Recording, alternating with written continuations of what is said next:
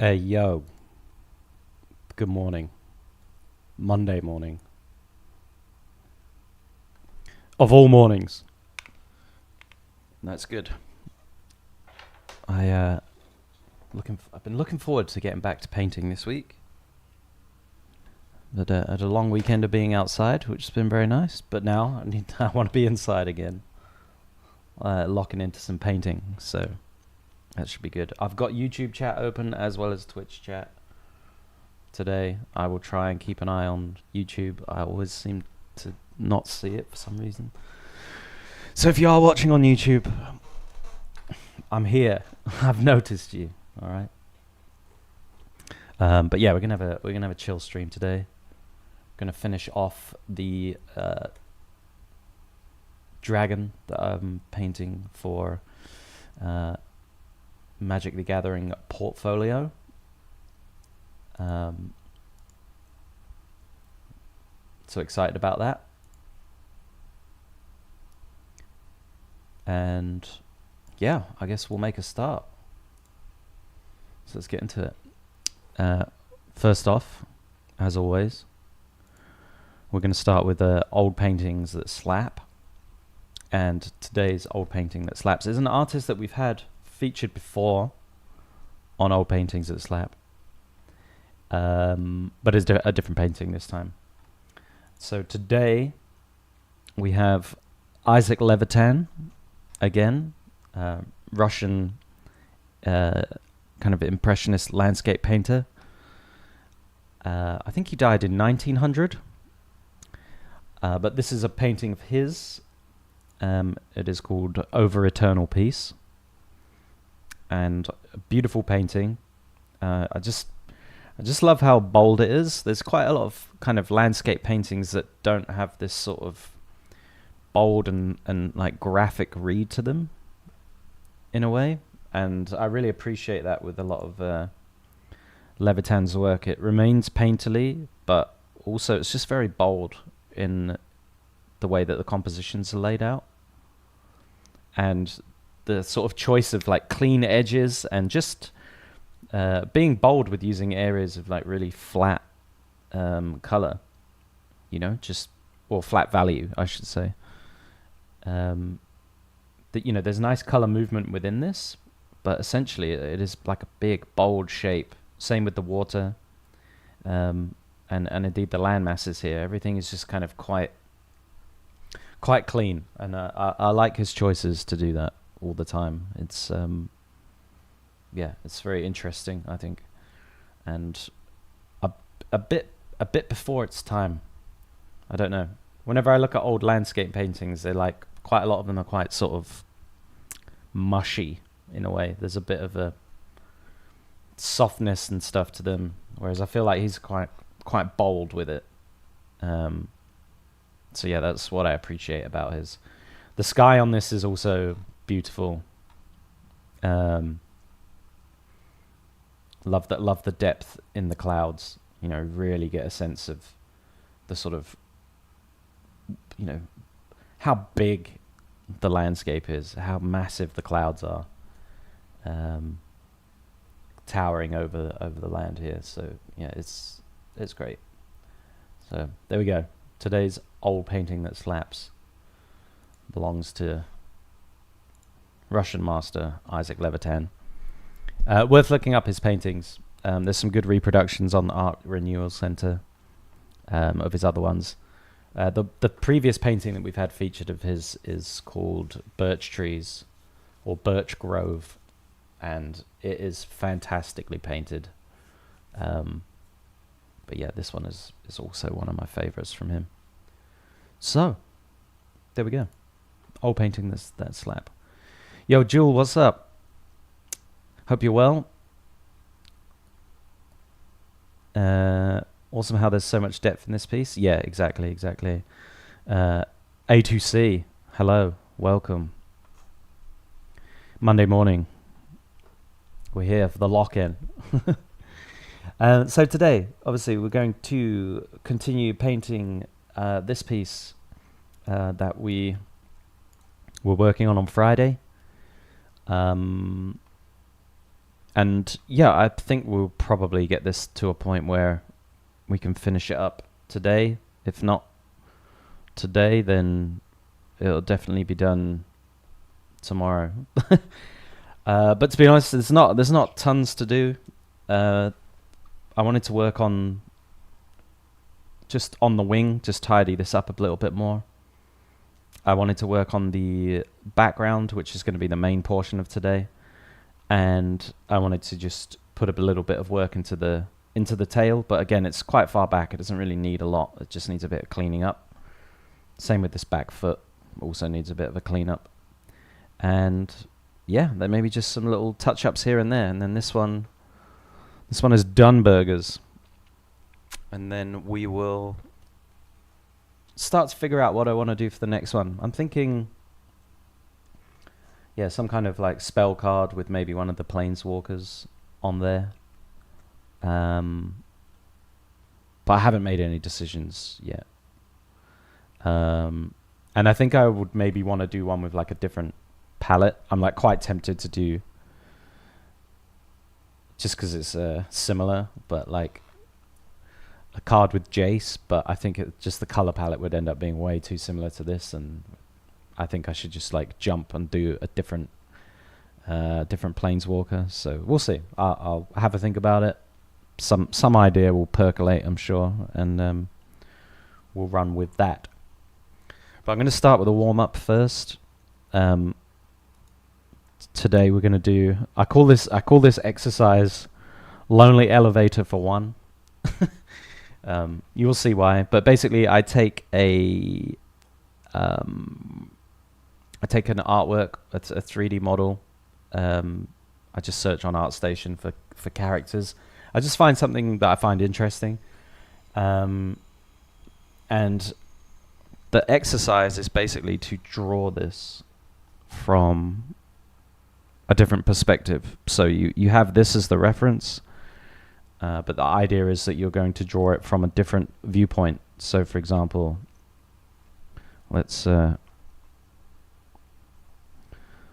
draw my little box that's going to dictate what view that I see this in.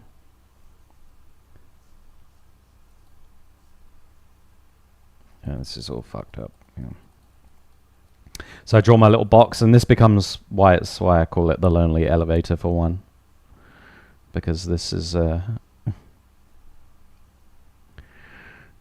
just looks like they're standing in a little elevator by themselves.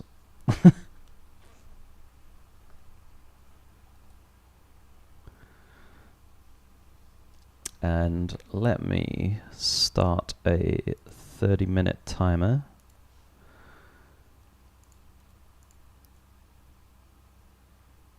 Okay, we got a 30-minute timer active for this warm-up. Feel free to join in with your own piece. Let's get everything up so I can see it. All right, cool. So yeah, you draw out a sort of a rough box that this character is gonna kind of exist within.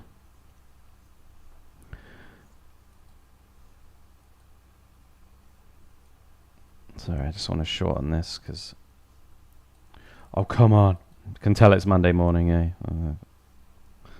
Brain's in an absolute state.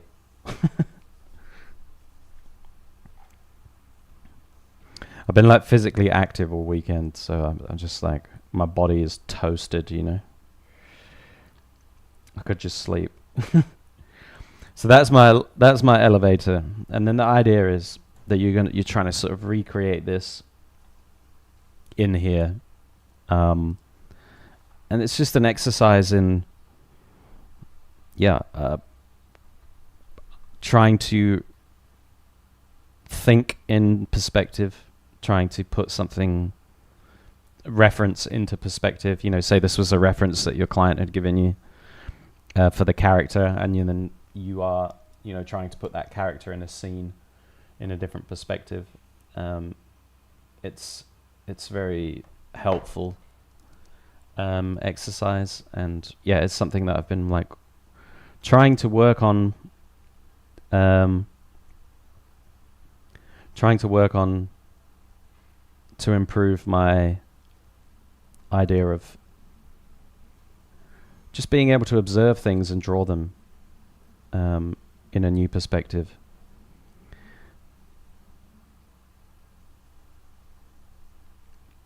And I tell you, it's tough. You really gotta think about it.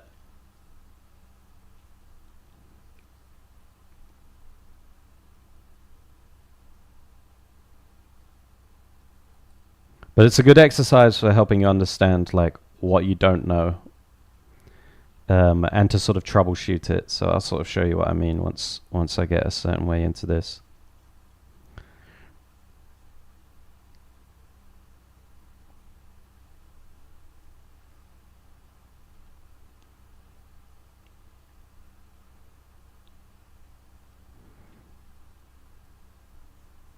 Because foreshortening is a very, very tricky thing to understand. There's some very common mistakes that I see with foreshortening, which I always tend to do as well. I will most likely do it on this in my first attempt, right?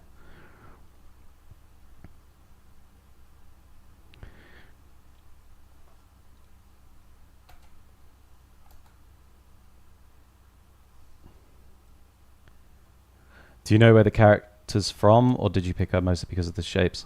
I can post the art station that I found this on. I have no idea what it's from. Just that this person had made the 3D model. So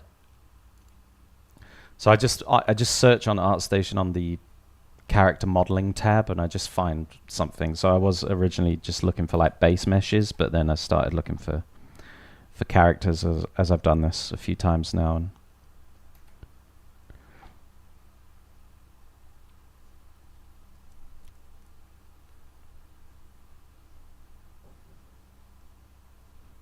but yeah, I just picked it because she is striding, and she's still kind of fairly simple in as much as she's like, the outfit isn't too crazy, you know.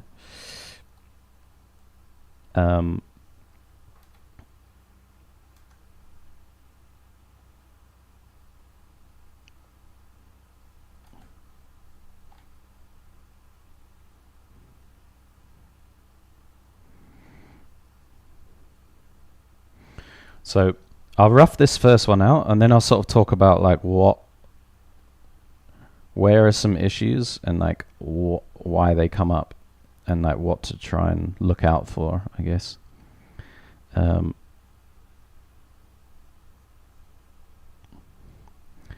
the mistakes I see myself making, and how they like translate to mistakes that I see others making as well.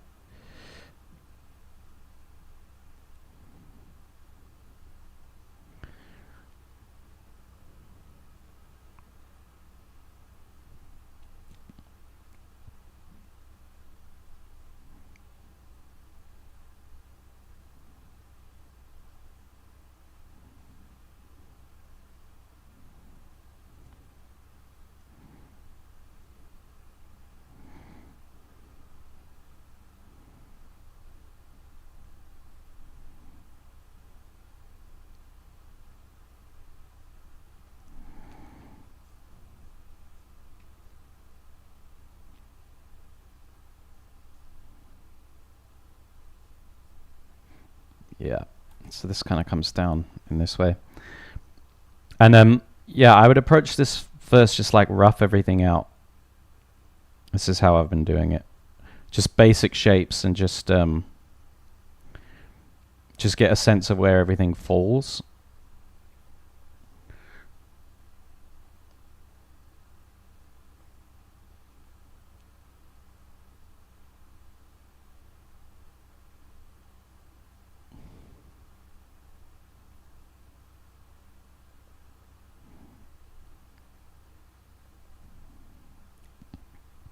But yeah, it's good. It's a great exercise. I've been really like enjoying it. It's kind of quite sort of confronting in a way.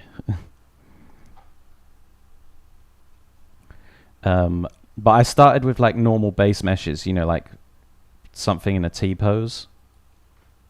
And I've sort of graduated myself onto kind of posed figures, but not dramatically posed yet. That's kind of like the next level up, I think.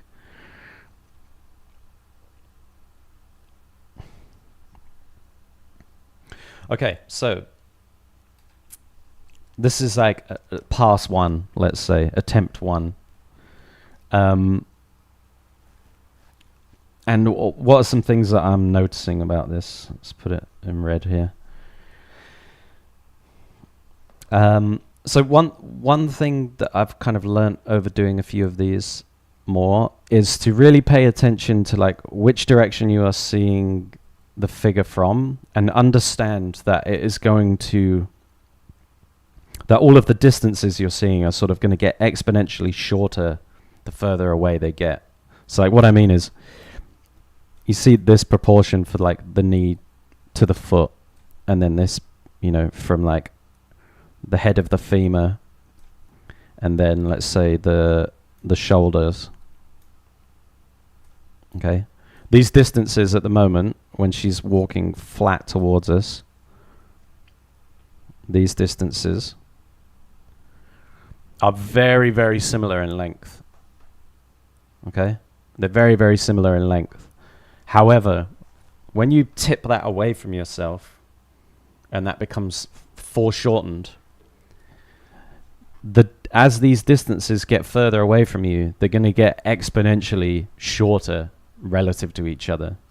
So what you notice here is like this proportion here, if I go like through the front knee and through the foot, is like this. Okay?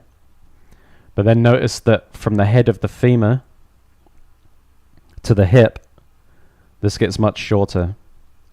And then from the head of the femur to the shoulder, it's shorter again. Okay? So you can do this yourself, you know, if you grab something you can draw on, just even a piece of paper, and draw, you know, grab a piece of paper like this, draw 3 lines on it, splitting this into equal thirds, and then tip the paper back away from yourself. What you are going to see is that same thing, where these distances appear to get shorter as they go back.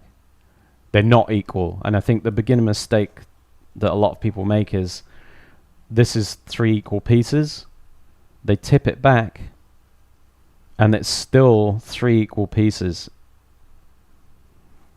And this isn't how that works. This isn't how things foreshorten in your view. And so that was something that I was missing in some early ones of these, that I was always having to correct. It was just like being aware that these things are going to foreshorten. So to be honest, from here, the top of the head probably is going to be more like this, like shorten even further into the collar. Something that maybe needs a little bit of work is like how these overlaps appear to help give us the gesture. The other thing that I noticed from doing this as well is like how much you need to pay attention to forms closer to you, occluding forms that are further away from themselves, if there is width involved. Okay, so let's take an arm piece for example, because that's kind of an interesting one, and I'll do this in 2 different colors.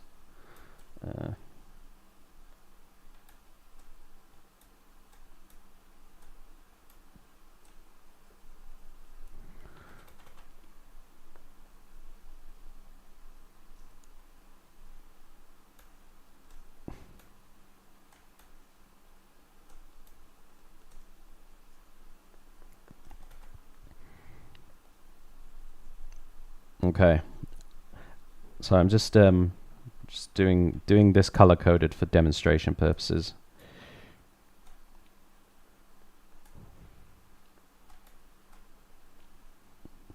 Okay, so let's say this form, this object that I've drawn here, is two cylinders, one nested inside the other. Okay, and it looks like, looks like this.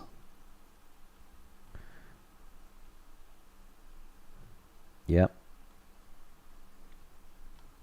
This top one, this bottom one.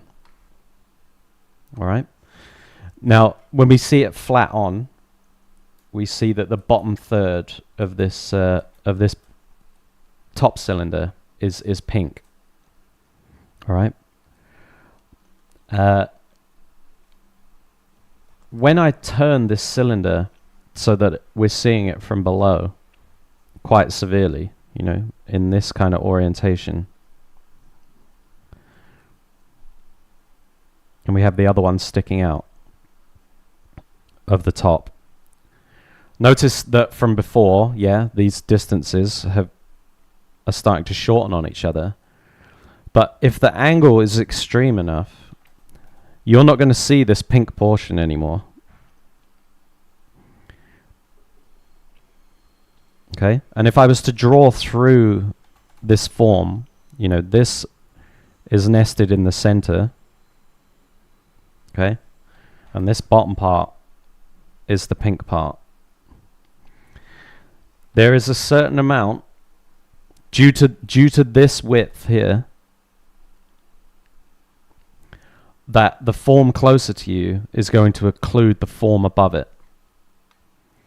And this is another mistake, I guess, with foreshortening that we're trying to sort of correct with this exercise, is that you need to be aware of the forms that are closer to you, and any kind of difference in width, so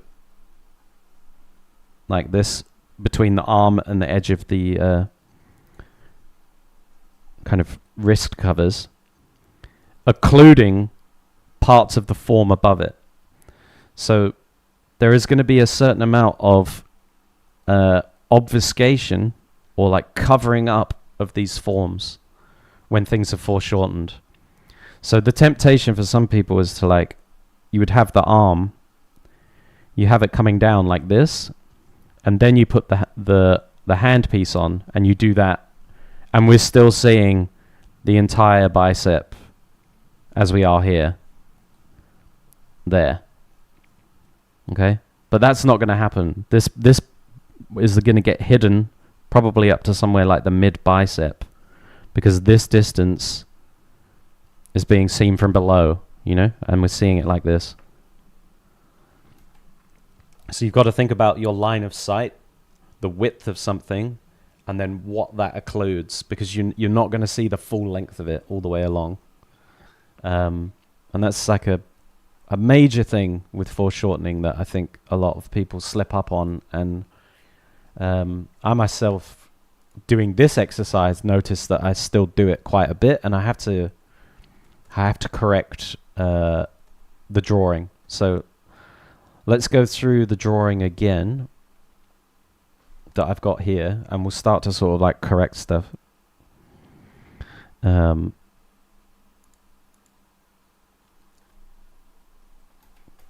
This is why this is a great exercise, though. You still struggle with this, still have to actively fight my brain to get it correct and not show everything. Yeah, exactly.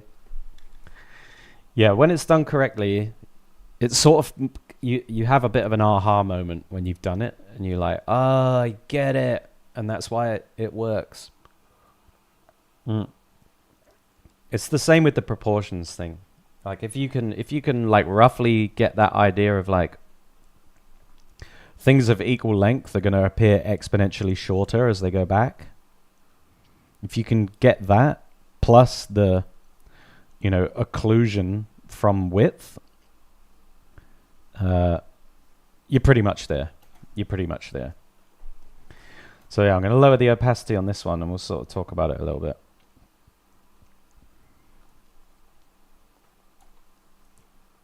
Okay.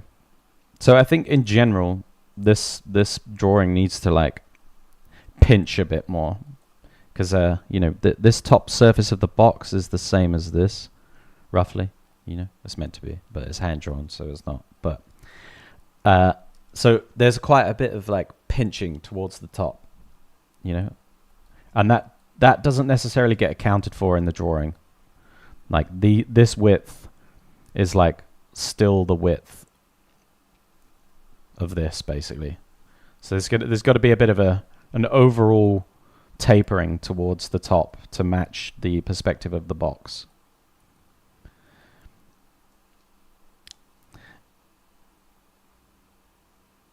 Yeah, no worries, Jewel. So yeah, let's have a look. Well, I usually start with the feet with these as well because, well, the bit that's closest to me, because I can then use that to sort of build off of. And I find if I build from the bit closest to me, I take into account the occlusion of width as well. So let's have a look at this.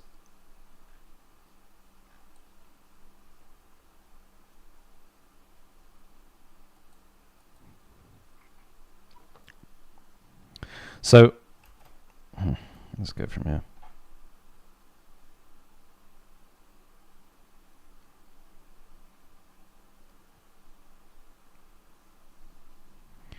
So what we've got to remember here is we're not going to see any of the top of the foot, right? Because it's literally on the other side of the form.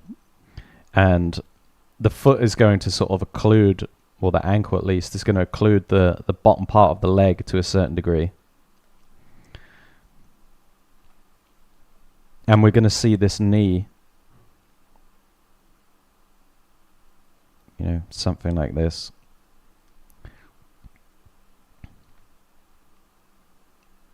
We're not going to see the top surface of that. So we're going to see like the thigh kind of disappearing into the top of the knee. Like this bend, we don't see because the knee sticks out a little bit and that bend comes behind it. So knee's going to have a slight sort of protrusion to it.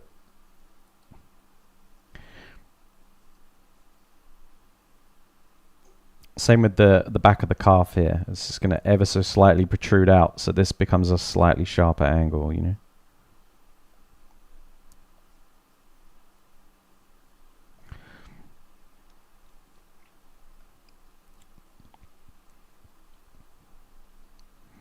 She's got quite a bit of gesture to the leg.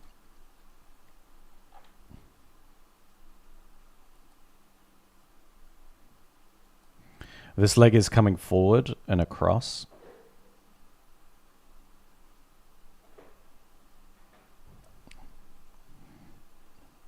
So we might see that insertion a bit there. And this is where we have those straps. Whoa.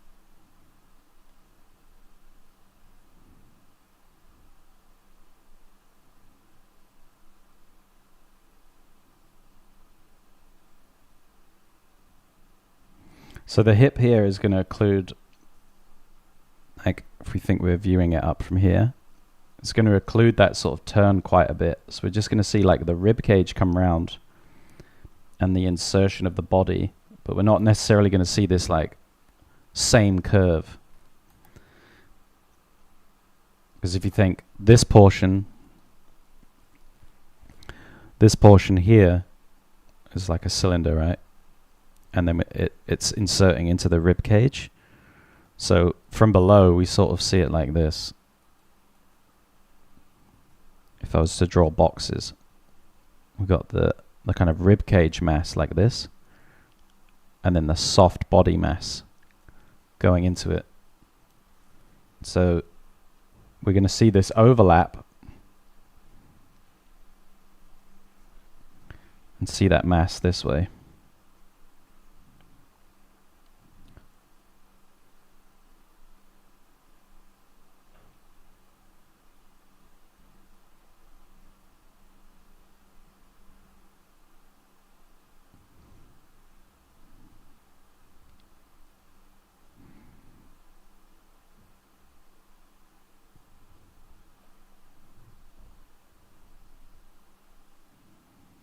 Something like that. And then, yeah, there's going to be a lot of occlusion here. And the head's set like further back than we had it. So I think we're going to see the kind of neck piece, something like this.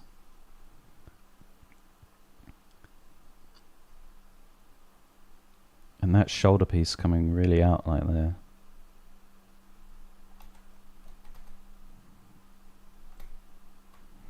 But again, we've still got this pinching involved, so it's not coming out as wide. I'm just putting a cylinder here for the arm. It's going to be a bit thinner. I'm going to see the underside of that, which appears to be round, so it's more like this. Again, I don't think we're going to see much of this far shoulder one. Like, if I imagine this line coming across here, and the far shoulder, it's maybe just peeking out this side. It's slightly further forward than the other one, but it's really not going to show as much.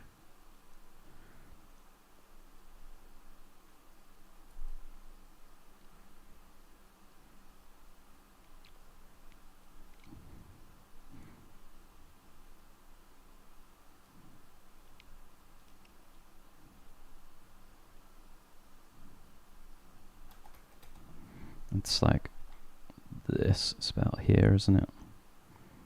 About mid-thigh.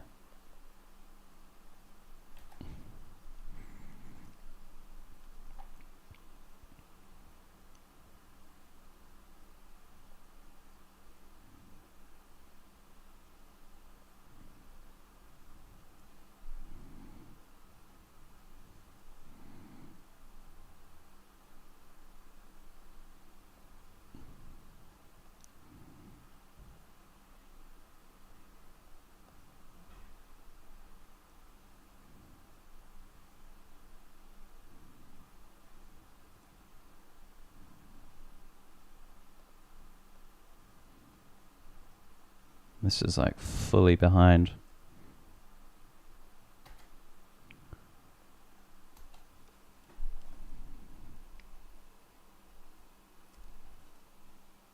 All right, we're getting there.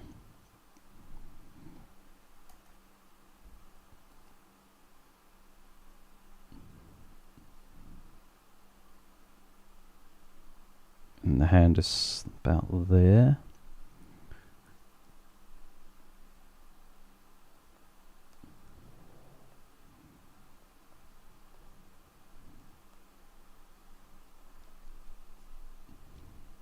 And this is basically like coming straight into the camera.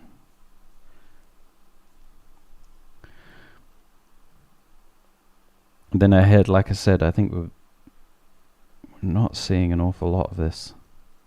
And it's going to be a bit more this way. Like we're just going to see forehead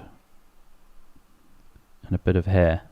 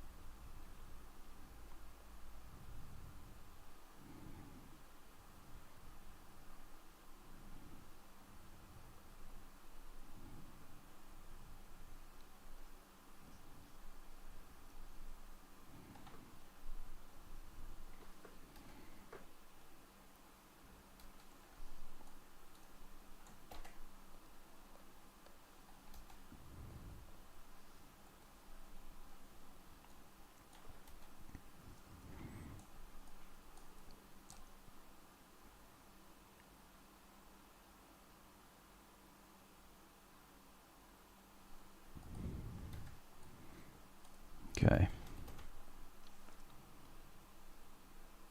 Great. Yeah, always drawing on the wrong layer. Come on, Alex.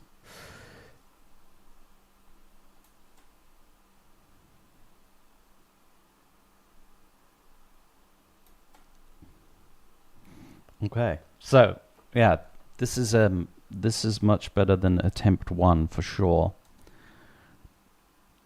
I think, yeah, we're still missing a bit of volume here, to be honest.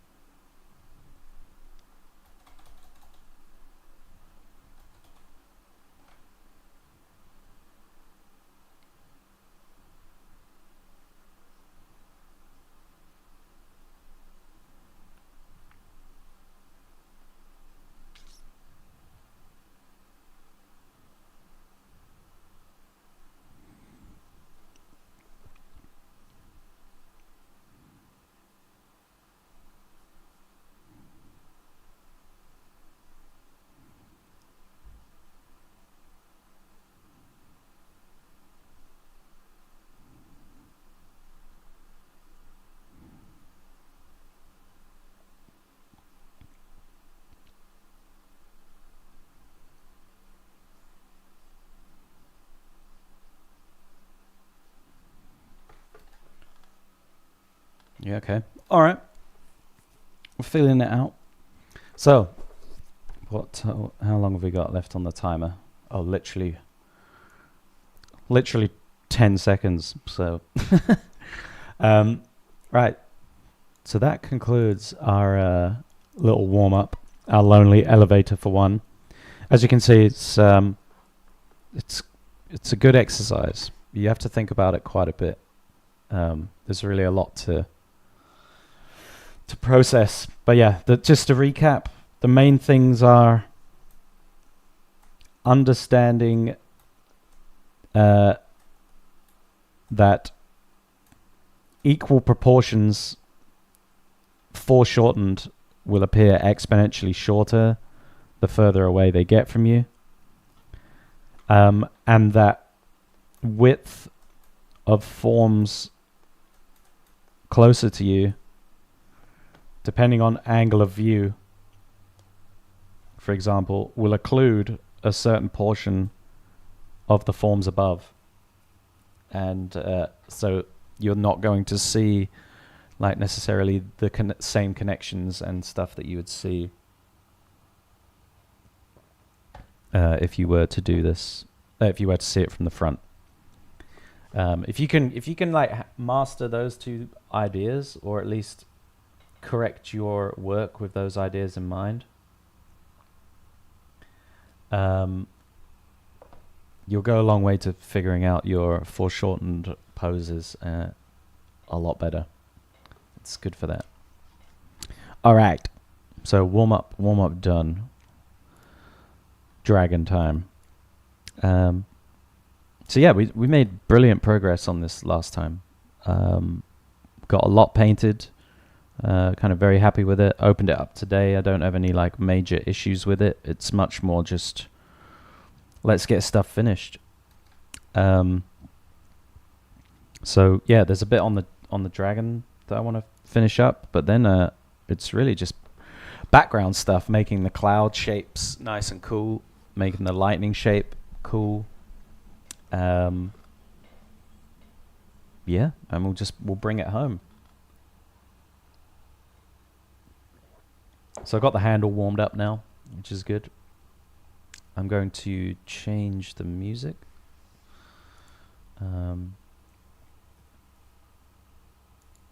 And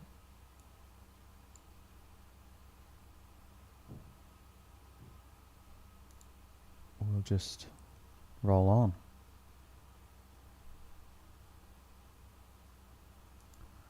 Keep it nice and simple up in here.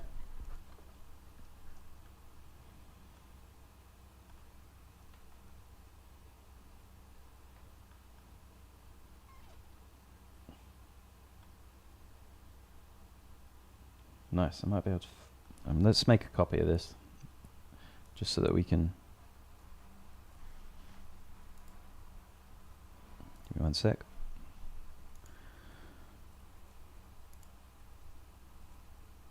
Just want to make a copy of this file.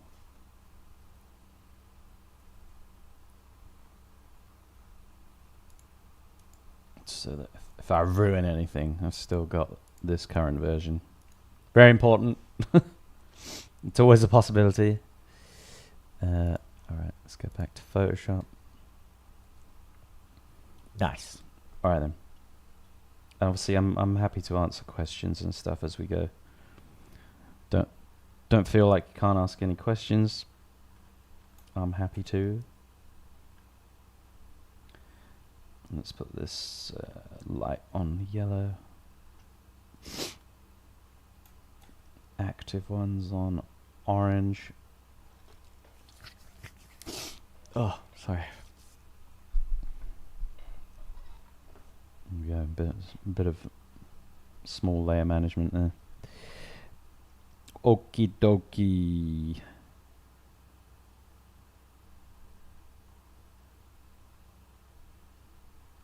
Perfect. Okay, tail. Let's go. So really just cleaning up shapes here.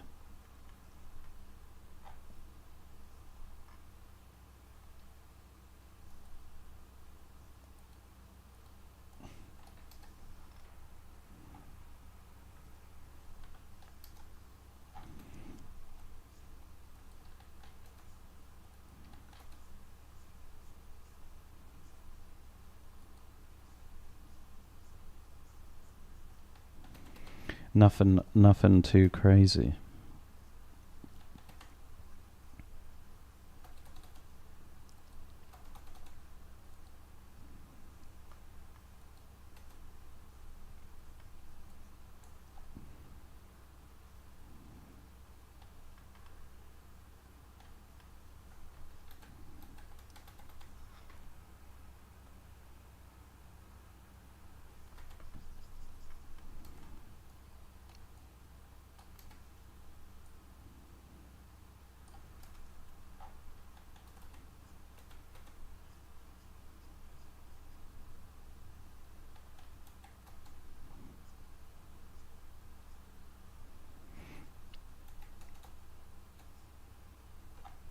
So yeah, I imagine him having like similar to how he has the sort of beard and kind of chest mane, if you like, that there might be a little bit of this kind of thing going on the tail. I also like this idea that the tail kind of flattens out a little bit. And so we just get this kind of bit more like interesting shape that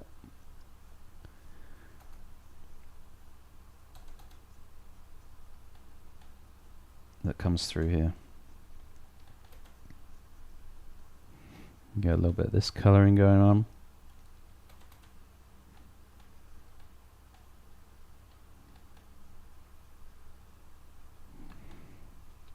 But yeah, this back portion of the tail, we don't need to be painting like scales or anything like that on it. It's much more a silhouette than anything else. It's just about getting a nice shape and gesture, something that keeps that sort of flowy, dipping, sort of serpenty movement going.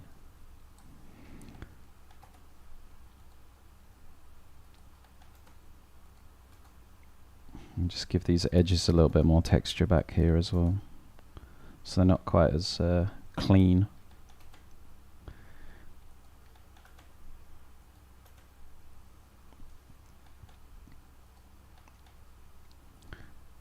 could even do this a little bit with the mixer brush later, just to give it a bit more of a painterly edge. But it's like those edges back here, they can be very loose. You know, the looser they are back there, with kind of more of a sort of a paint stroke gesture, the more energy they're going to have. If they're too like clean and kind of lassoed out or anything like that, they're going to just not have any directional sort of energy and force to them, and it'll just feel very sort of cut out, and that's exactly what we don't want. Like, this stuff back here is really just meant to be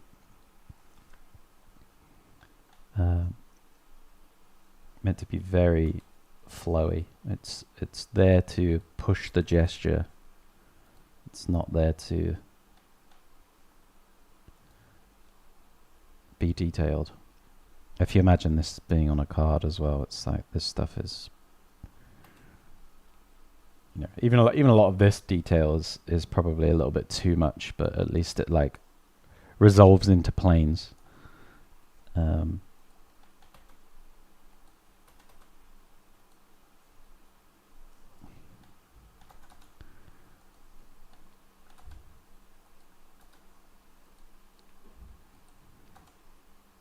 But the mixer brush is quite nice for this stuff because you can pick up several values in a stroke and brush it through, and it just sort of has a nice flow and energy to it overall.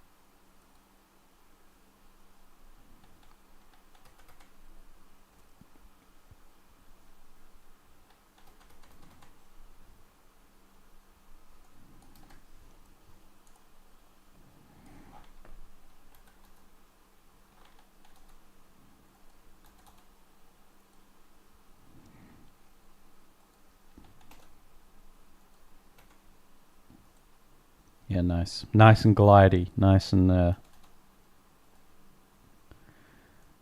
helps the gesture.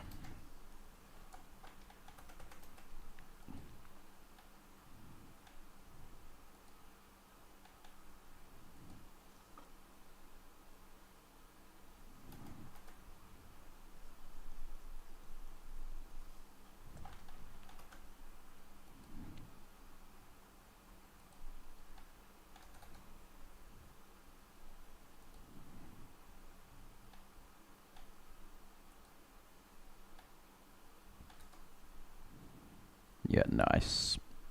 Softens it out.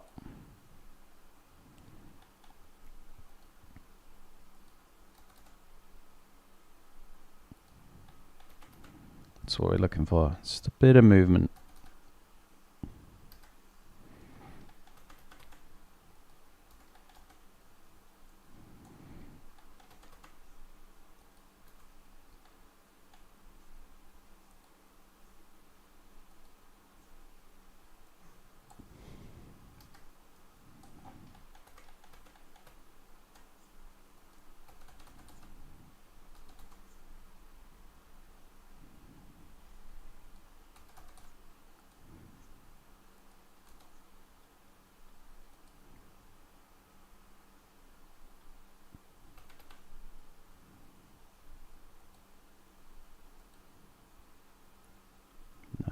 Nice.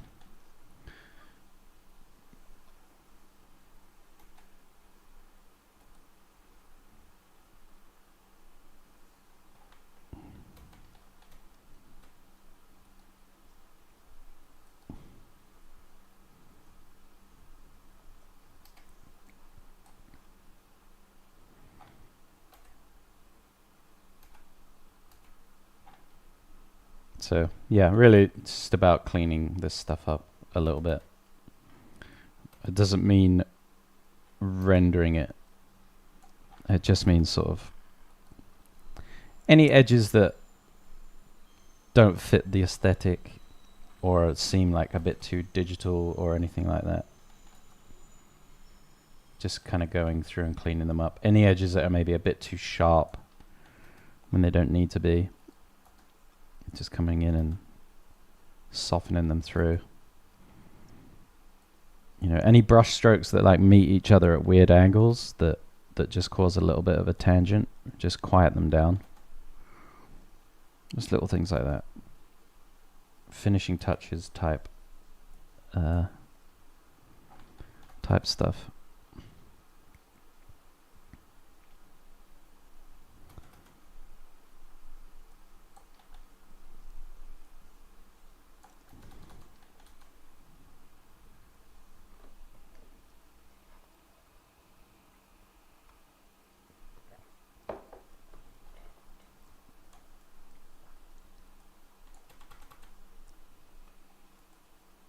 Proper cash, you know, proper cash. Let's get a soft eraser out. Do some of these.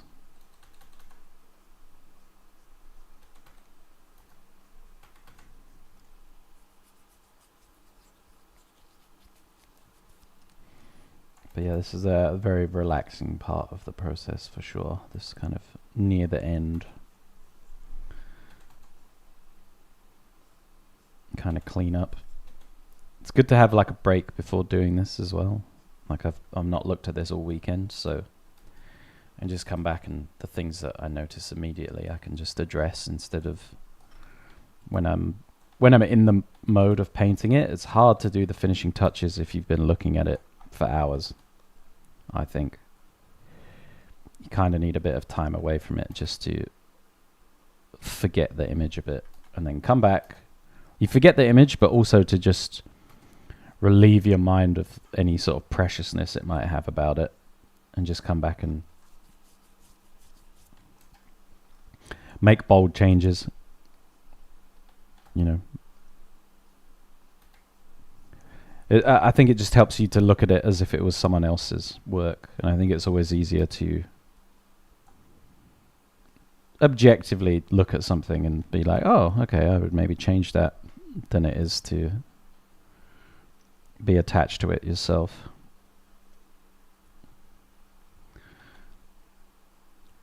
So time is good for that. Time is a good critic.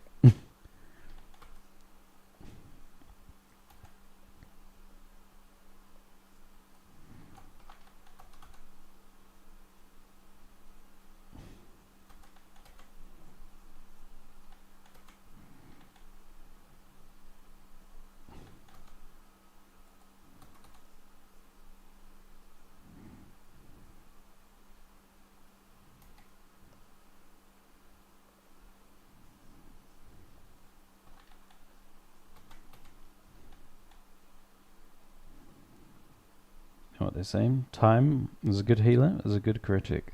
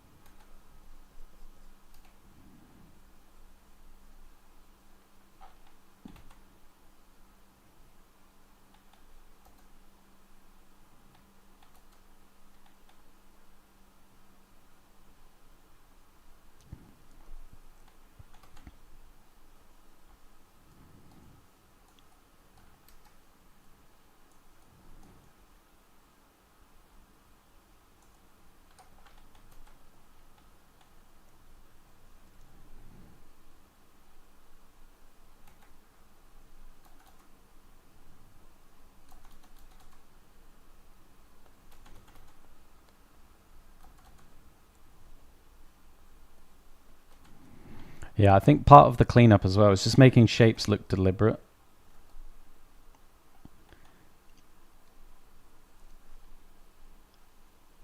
even if it's going to be simple, like this back foot here is just going to be like 2 values really, but if the shapes don't look deliberate, then it's going to look unfinished. But if the shapes look deliberate and have some like purpose and the edge seems correct and stuff like that, simple can be finished, you know, but it just has to be purposeful or appear purposeful in its intention.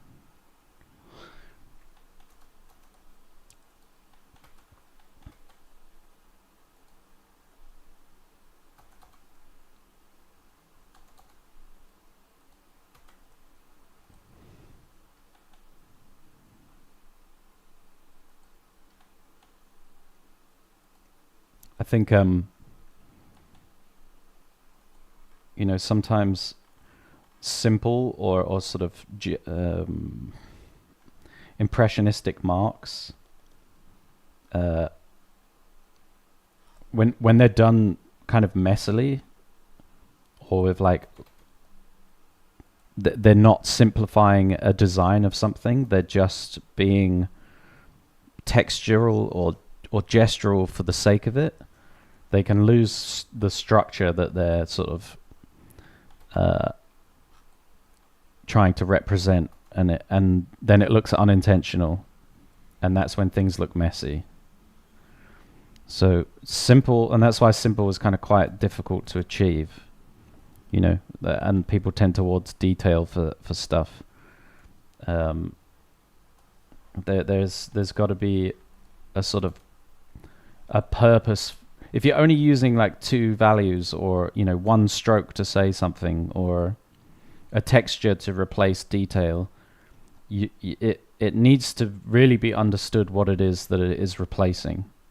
And if you're just sort of using a textured brush over something in a sort of unintentional manner, or the intention is just to put that texture on, but you're not thinking about the direction of it or the size of it or the stroke itself or anything like the gesture, then it's going to appear unintentional and therefore messy, unstructured. It's got to have a purpose. You know, if you're simplifying something, it needs to be the shape or the, you know, the direction. It needs to make sense, you know. Achieving simplicity is the new game plus difficulty in art. Hey Natasha, how are you?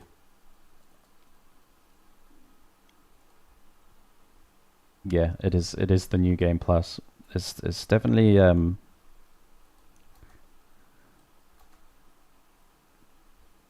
definitely requires a lot of thought, for sure.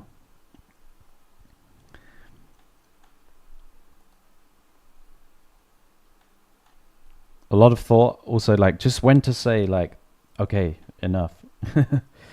Enough of it.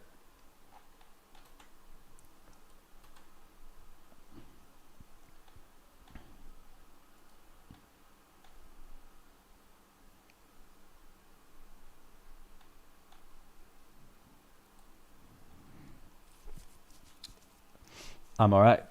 Jobbing my job. How you doing? How what about? Yep. Yeah, I'm good. I'm just finishing up this bad boy today, which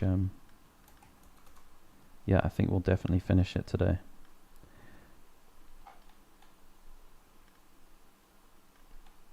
So that's good. And then yeah, I'll have a think about what next. Looks awesome, so badass. Thanks. Yeah, I've for ages wanted to paint a dragon.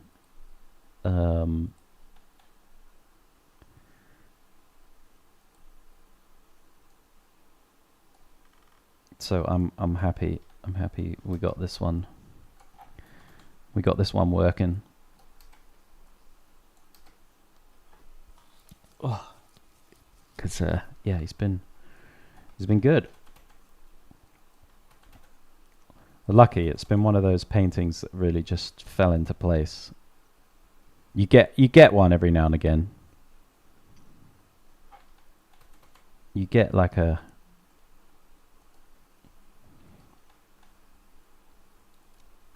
you get blessed every now and again with one of these.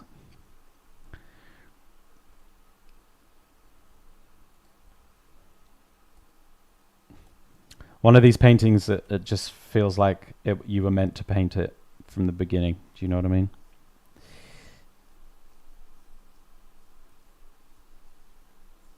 Very much a sort of a flow state kind of thing.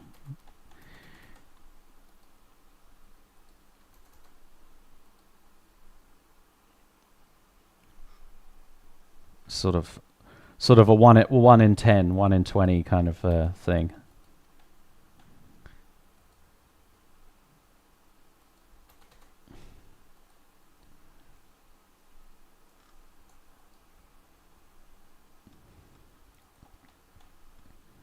So it's nice.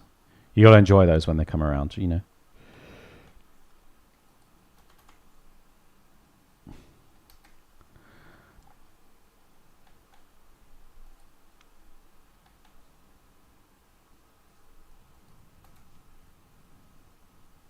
Art is such a pain while drawing for 10 plus years. You still need to get lucky to do something that doesn't piss you off. At least that's how I feel about myself on art. Yeah. Yeah.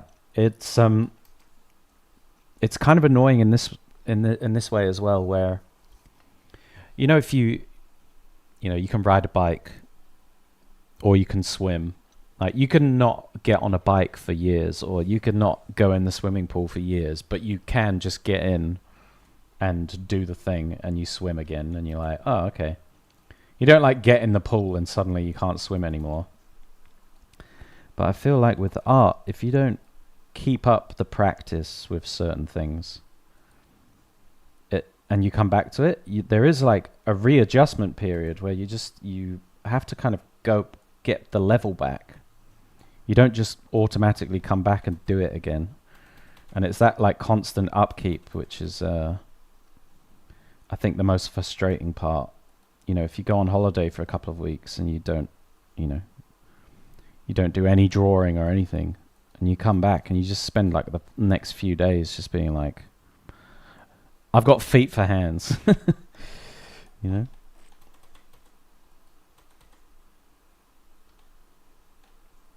I try and take a sketchbook away with me just to like at least do a little bit of doodling and stuff, because it does help when I come back to not have that like horrible readjustment where it's like I'm learning again. It only lasts a few days or whatever, but it is jarring. And it's not like other skills that you pick up that you can just do.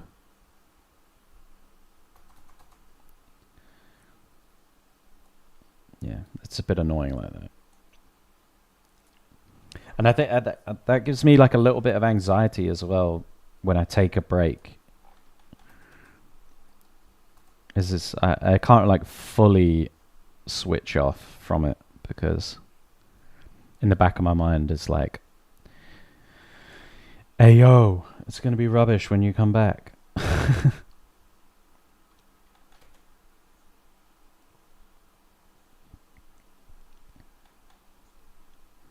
Which is a bit unfair. I feel slighted.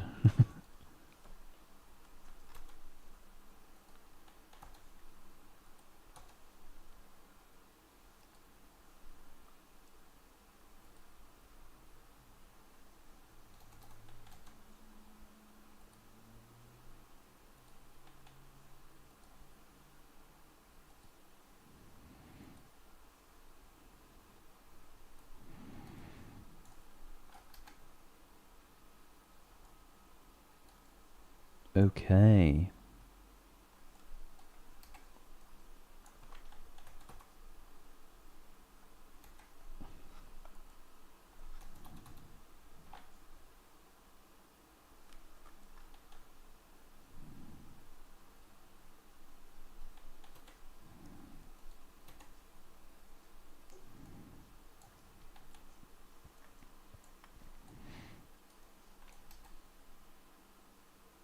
All right. Background.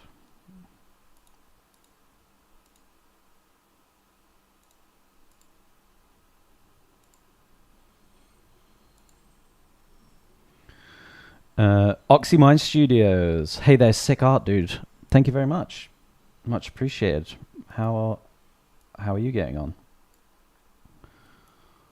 What's going on in your world? Very quickly, I'm just going to flick the kettle on, and I'll be back 2 seconds.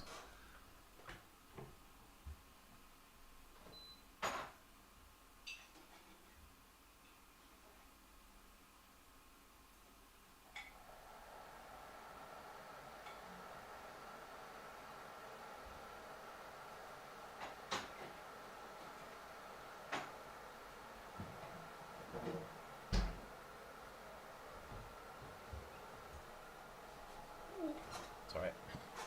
Just while that's boiling. 40 years later, Grandma, it's time to take our pills. No, I shouldn't rest. Yeah, exactly.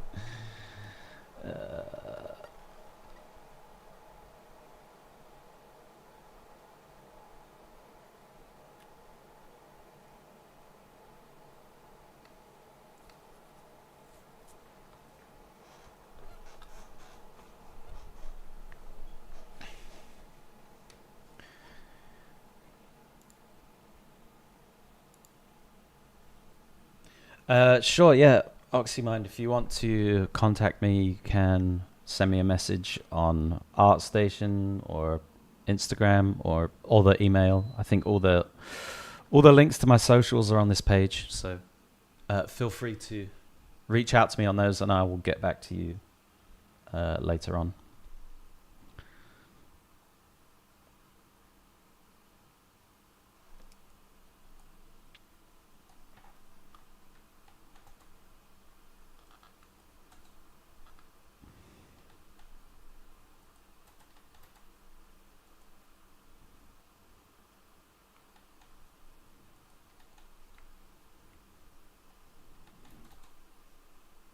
Okay, the kettle has boiled. Let me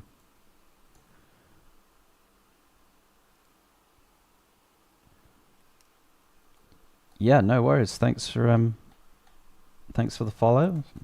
Thanks for reaching out. And yeah, just hit me up later. I'll be around.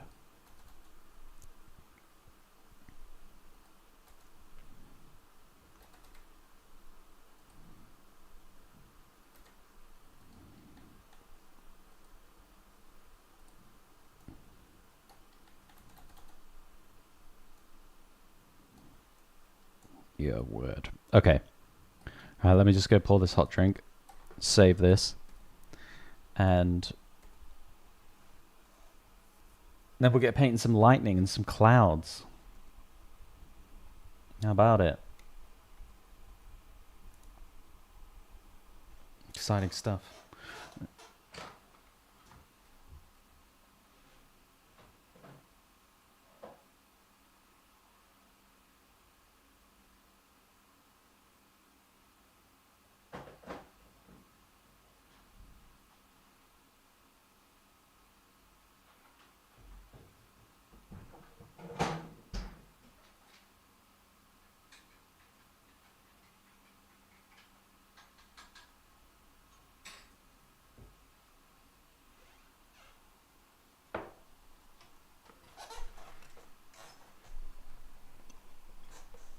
Alright, let's go. So, lining, background, clouds. Let's have it. So what's in the background at the moment is like just a very low res photo of a bit of lightning as a placeholder. And yeah, I'm gonna sort of paint into this now and try and give this a bit more of an exciting shape, basically. And maybe add a little bit more color, but I also want some like clouds moving kind of at various depths. So I wanted a bit of cloud like in front. Like this to add a bit of movement, but also yeah, just play with the shape in the background, some color around it. So yeah, we'll get on with that.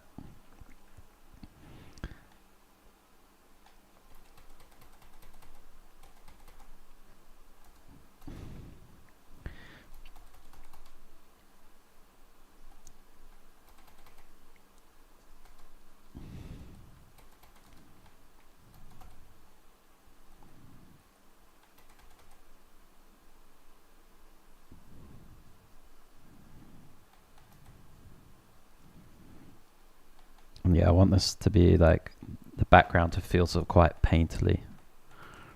And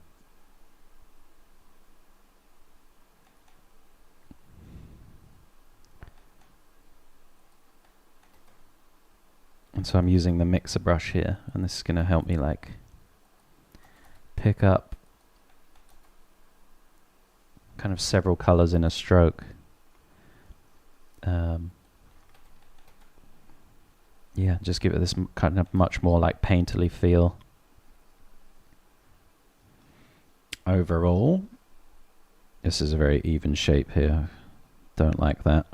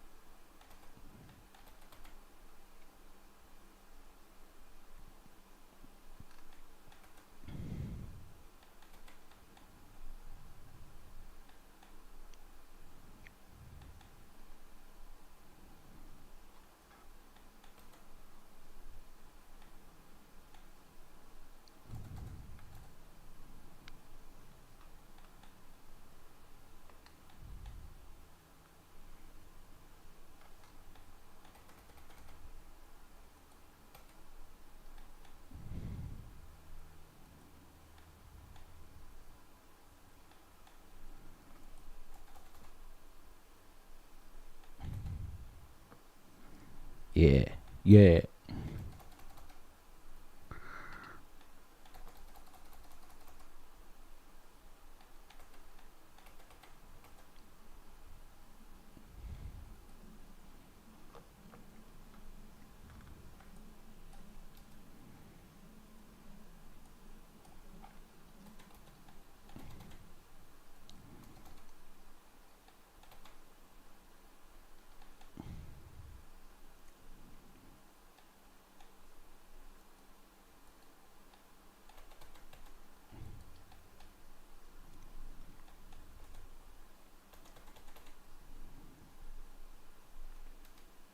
Yeah, we'll get a bit of like flow and direction to some of this. It just give the impression that, yeah, it's just everything's moving a little bit faster. There's some movement going on.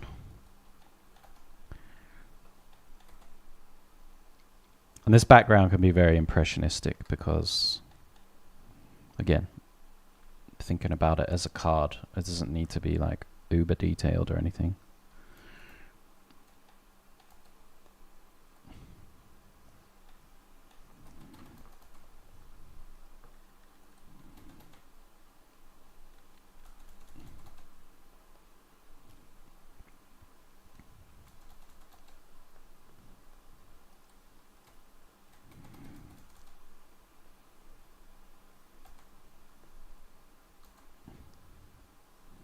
We'll sort of adjust this lightning shape as we go.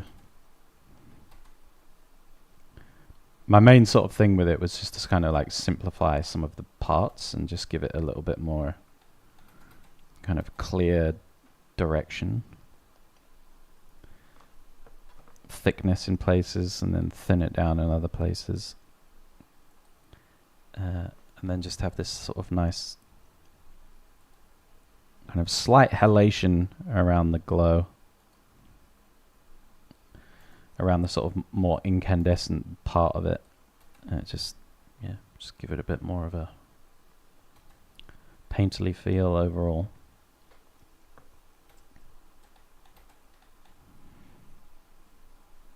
And then we'll come in with some like other brushes and like clean it up a little bit, but initially. Let's just get what we want going on with it.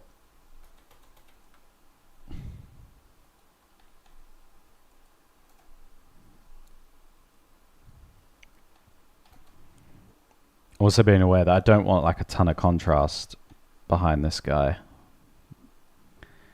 Sorry, I don't want a ton of detail behind this guy because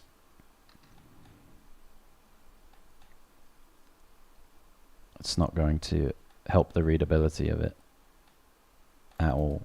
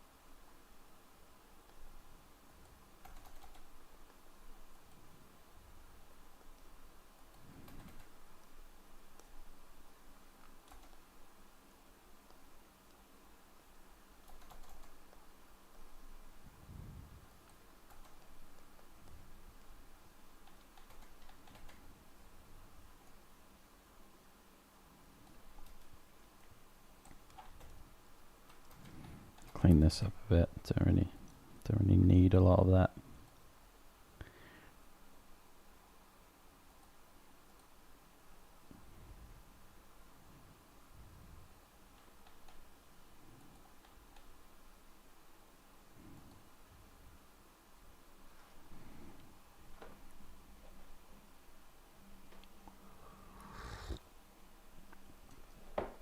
Man, Monday. Tell thee.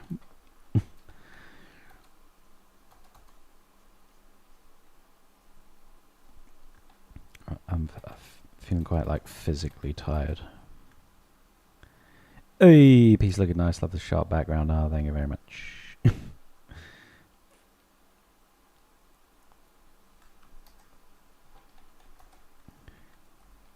Yeah, it's gotta have like a fairly kind of low key graphic sort of background to it because we really want the silhouette of the dragon to be the main focus. If we imagine that's like on a card,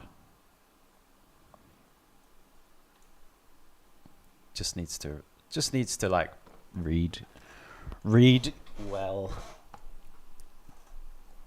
without too much shit going on.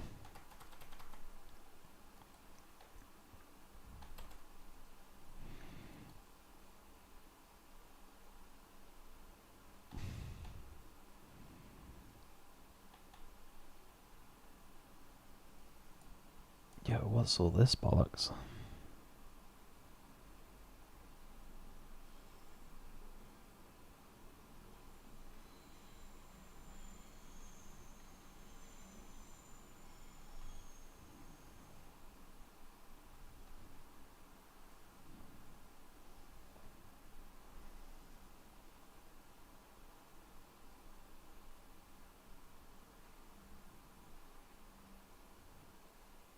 Well, did I manage to like copy some of that into the background somehow?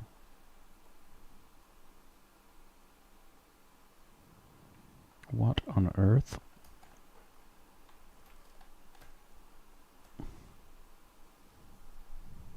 Okay, crazy, crazy. My layers do be wilding, I guess.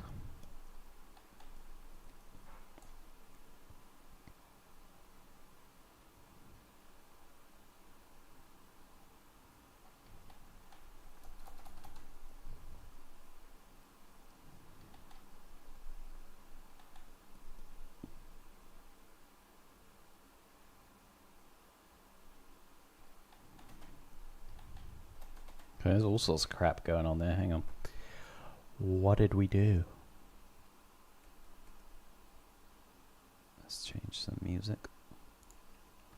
What did we do?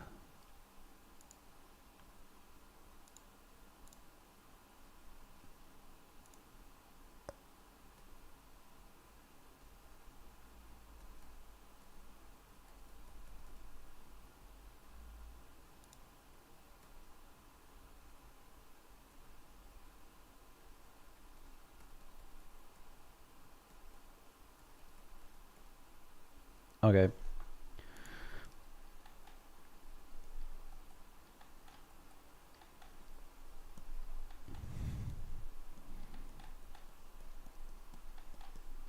Yeah, we were just doing all sorts of crazy shit back here, apparently.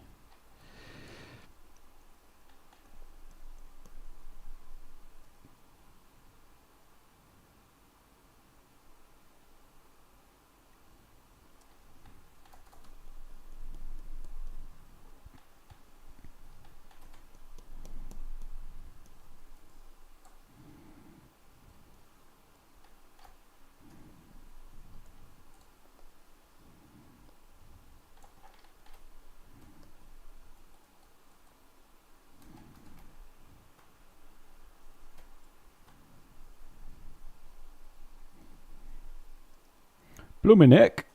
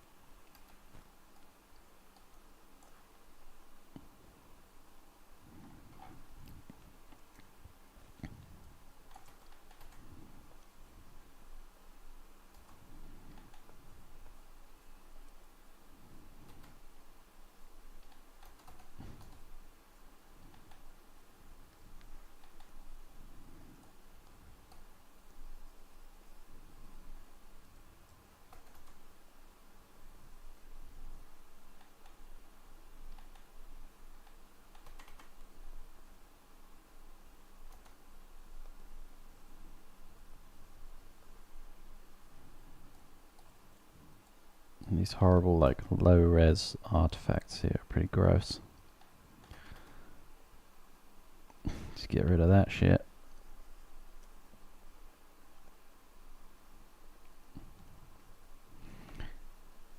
Make this shape a little bit more interesting as well.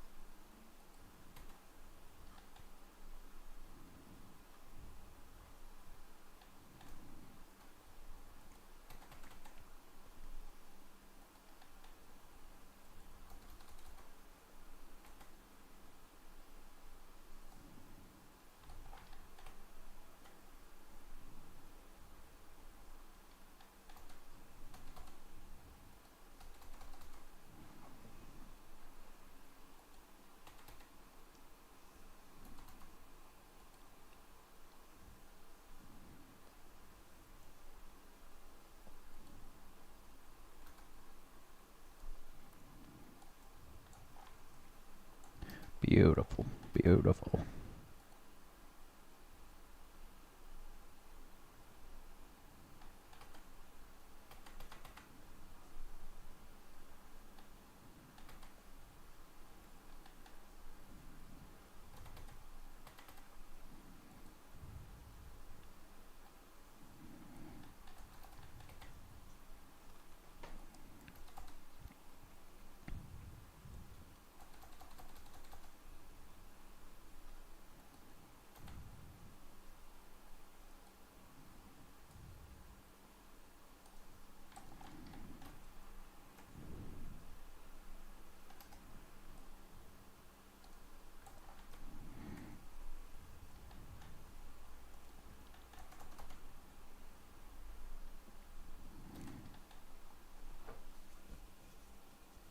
Yo, Dragon is looking sick. What's up, Esther? How you doing? Thank you. Thank you, thank you.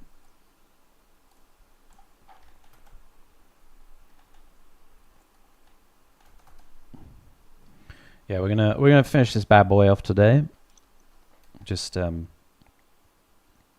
just working on the background a bit now.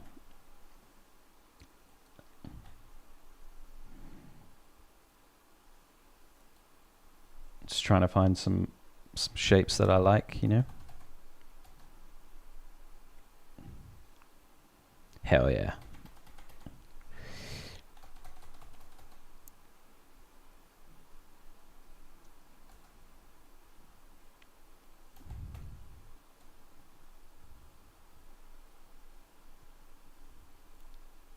It's like 5 a.m. for me right now, so I might as well tune in and see what's going on. Yo, what are you up so late for?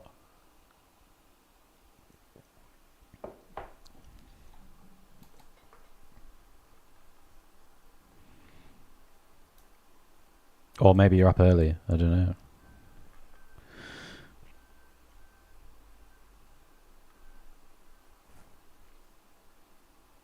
Couldn't sleep, wanted to draw before I go to the office. Ah, fair enough. Fair enough. I thought you'd stayed up late. I thought you'd stayed up real late. What's the plan for the next one, you think? Yeah. So I want to do maybe some kind of spell card. And do potentially like one of the planeswalkers casting a spell. So not exactly like a planeswalker card, but you know, a spell card, but it features a planeswalker doing a spell. As to like who and what, at the moment, I'm not overly sure.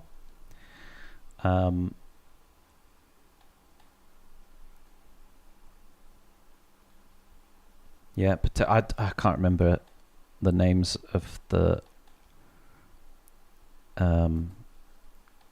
lady, but there's like a fire lady, isn't there? What's her name? MTG fire lady. Her name, Chandra.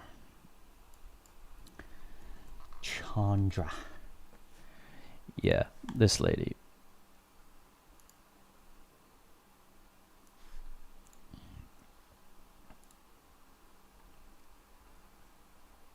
Man, I love Wes Burt's paintings. It's so good. But yes, maybe Chandra, because I'd like to paint some kind of fire effects. You know, I think that could be kind of cool. Look at the way these are done. These are very nice.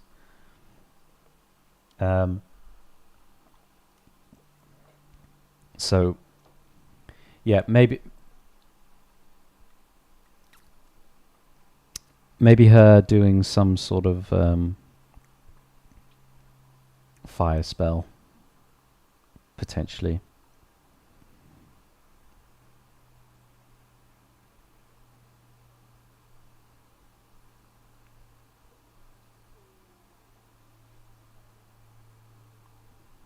I think it's a nice color palette switch up from this one as well. Originally, I'd thought, oh, maybe I'll do like a blue card and do like Jace or something, but then that's ultimately just going to be this kind of color palette again. So,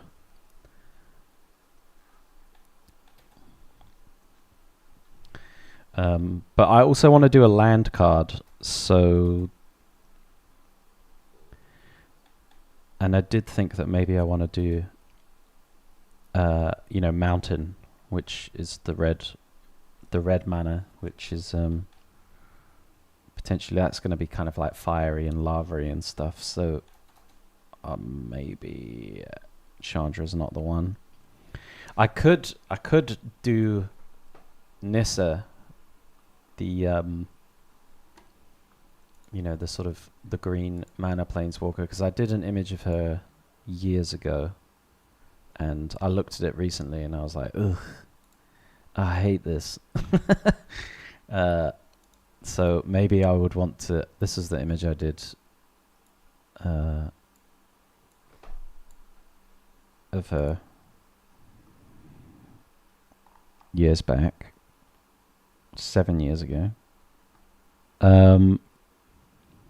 But I don't really like this anymore. And I think I could do something better now. So maybe her doing a spell. We'll see.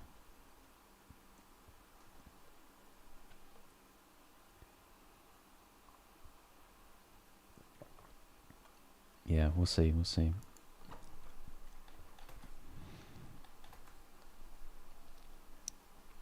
Like when I finish this, I will start kind of sketching.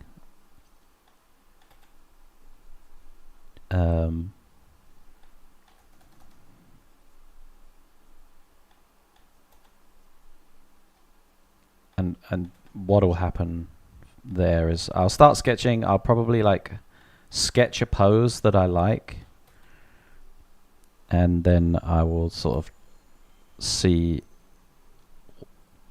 how I could make that work with one of the characters and sort of go from there, if you like.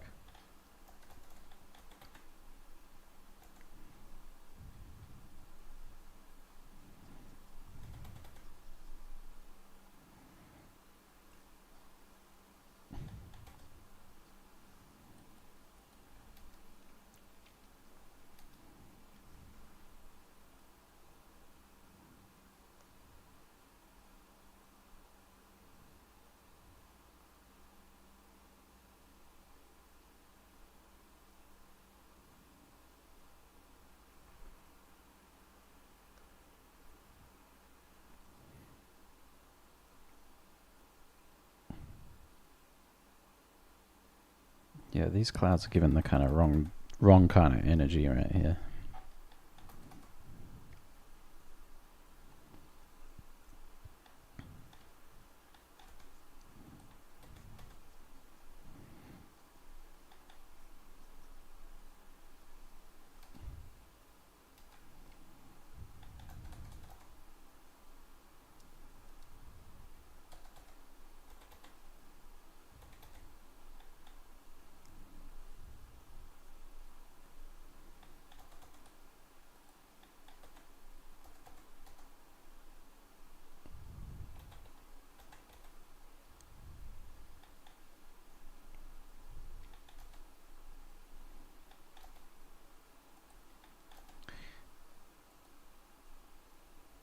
But yeah, I think the spell card with one of the planeswalkers kind of is sort of two birds with one stone. You know, it's like the spell and the effects of the spell, but it's also has a person in it as opposed to a monster or whatever. So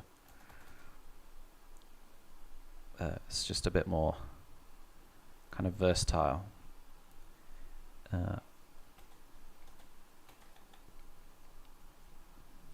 And then, yeah, I do want to do a land card, but I would also maybe like to do an item card as well. Because to be honest, I think item cards are like super easy to do.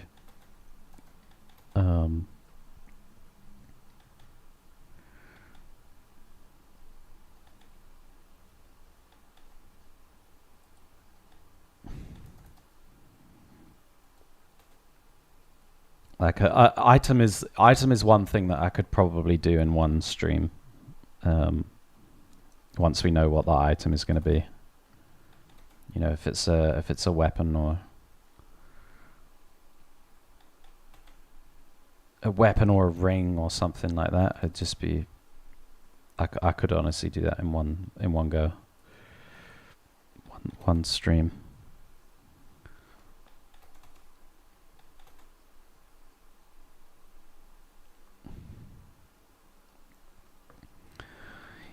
Uber, what's going on, dude?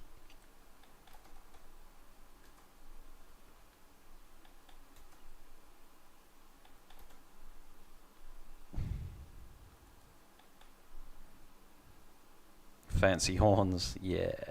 We gotta have fancy horns on the dragon, right?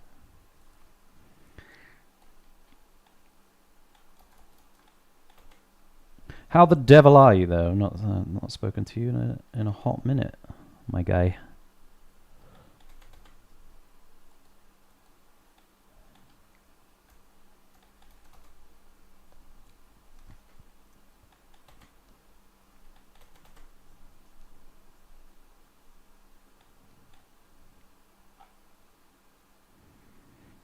Not too much still trudging? Oh, we're all trudging, bruv.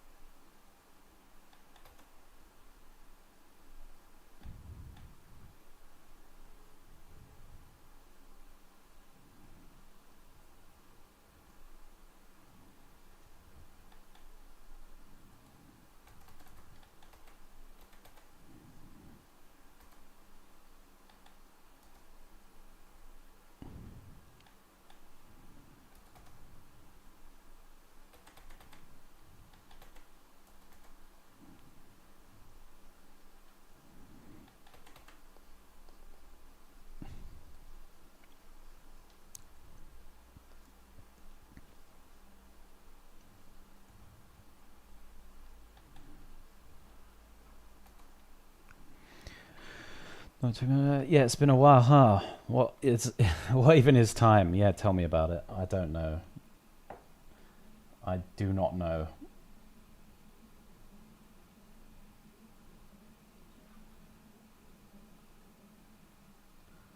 Time just passes.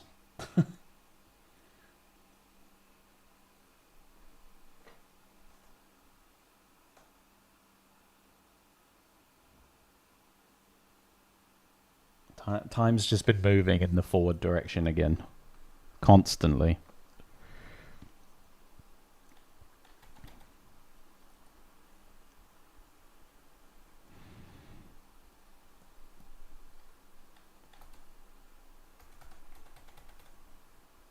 It snuck up on me, and now I'm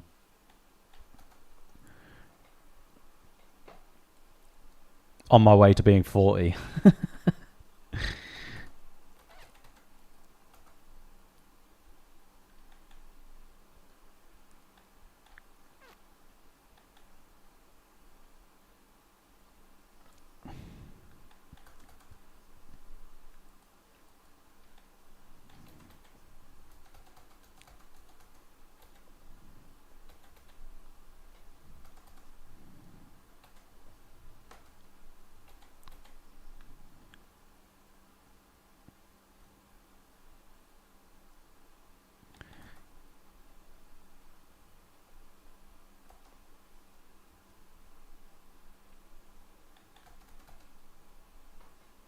Yeah, so much happens and like nothing happens.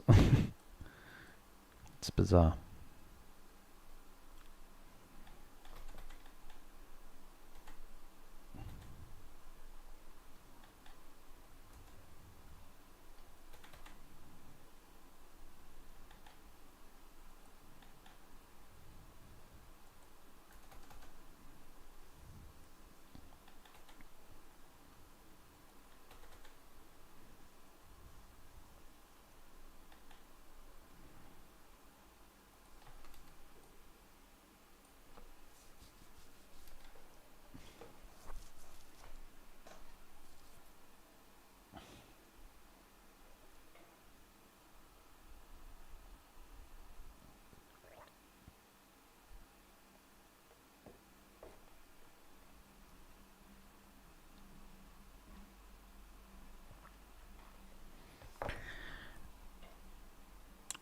There was some stand-up bit that went something like, "I'm 45 this year, so I'm either halfway done with a pretty healthy life or nearly done with a not so healthy life, and I'm not sure which it is yet."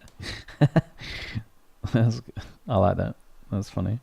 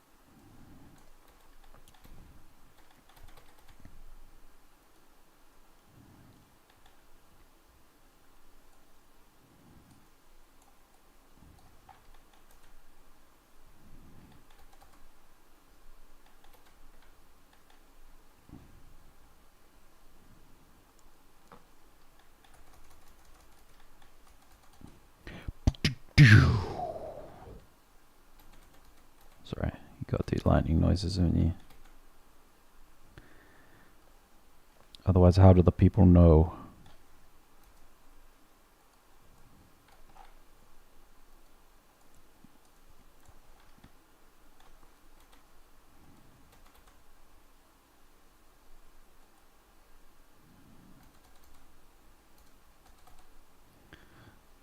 How do they know?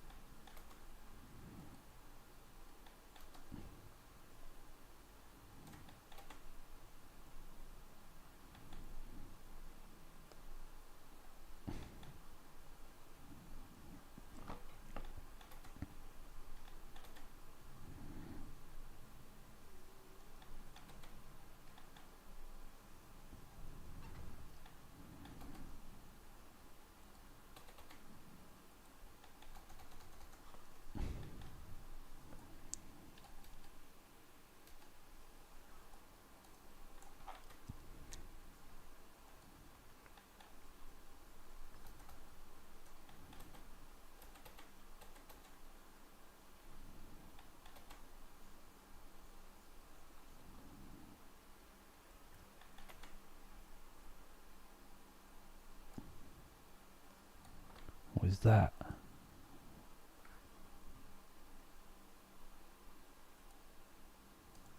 Yeah, I'm going mental. Why does this keep happening?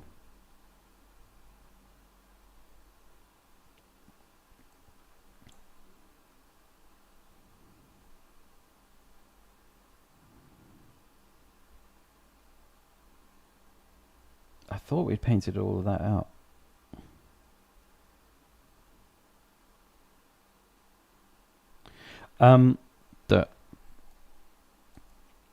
For some reason, there's like the dragon like flattened into the background, which I never did, or at least not consciously doing. And I painted it out already once, and then it's back, and I totally don't understand how that's happening. It's very bizarre. It's like it's just copied it down to there for some reason. I obviously pressed something, but I just don't know what.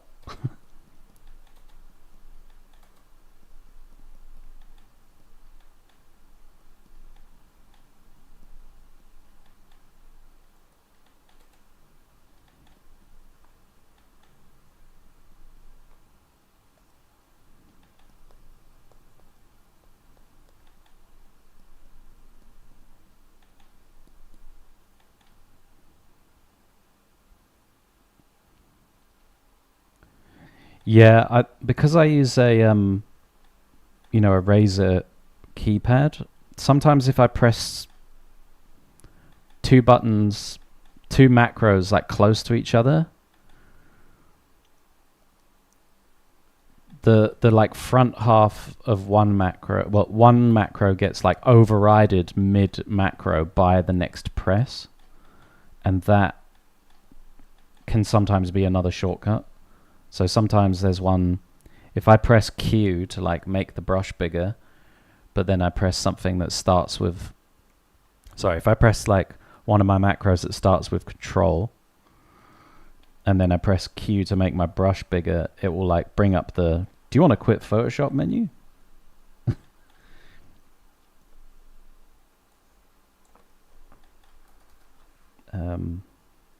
So that's what's been going on, I guess.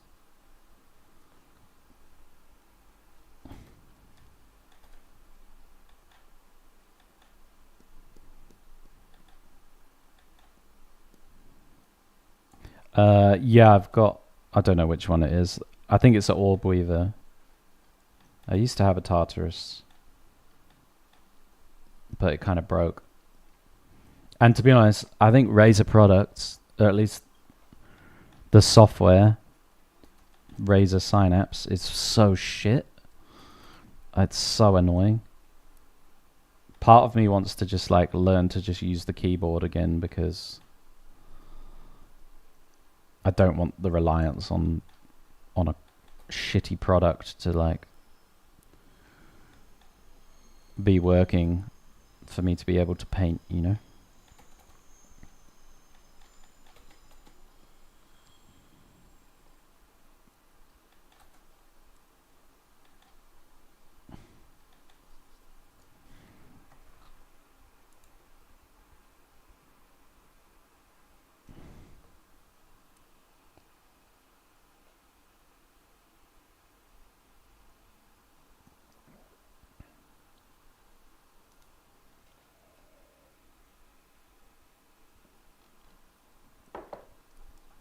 Yeah, rubbish build quality, but just like absolutely shit software.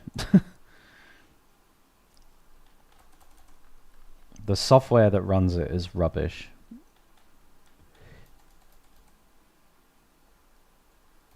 Yeah, I've got like a little keyboard, like a little one.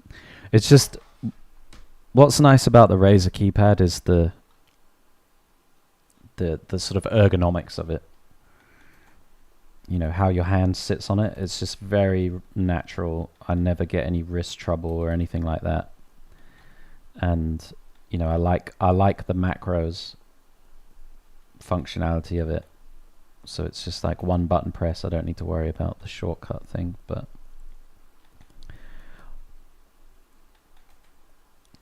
yeah, exactly. Everything's in one spot. It's very easy to like press. It's very comfortable. Like I never get wrist trouble with that. So it does have good points, but yeah, the software is ass.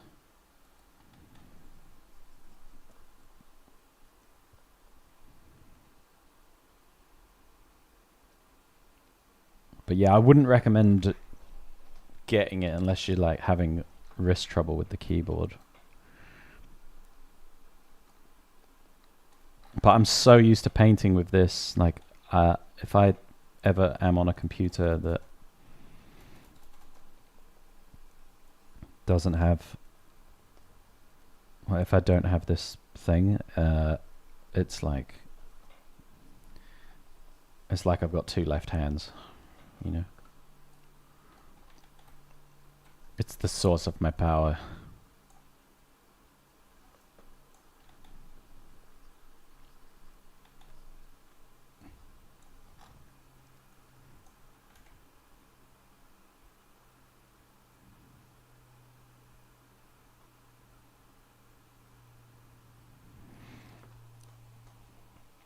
Yeah, I have a little USB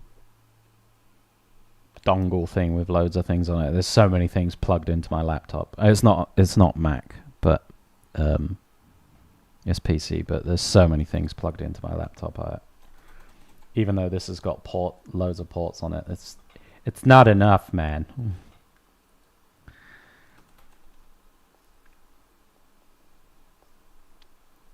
Like microphone, tablet,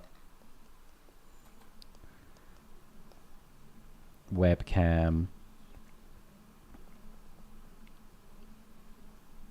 orb weaver, mouse, hard drive.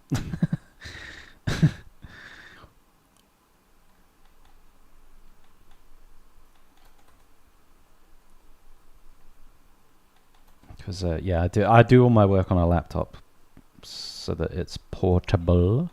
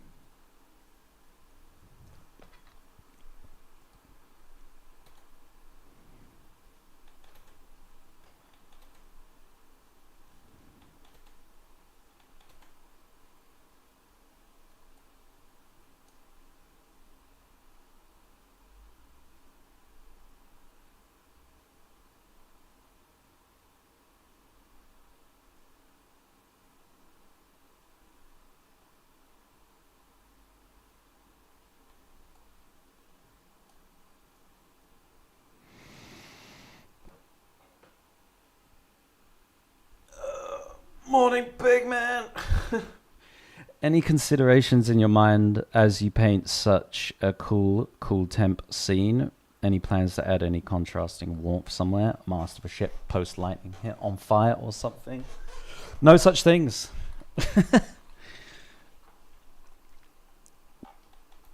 No, I don't mind this being so monochromatic, if I'm honest. I think there is enough like little subtle color hints and hues in here that for me it works. Yeah, I don't necessarily like feel the need to put something like that in unless I'm really trying to draw attention to it. You know? Like I could add like a little sort of color pop in his eyes, for example, that was maybe like more sort of reddy orange to draw a bit more attention to his face, right? But if I had something in the background that was like a big saturation contrast like that, it draws attention to it, and like it's not something I want to draw attention to.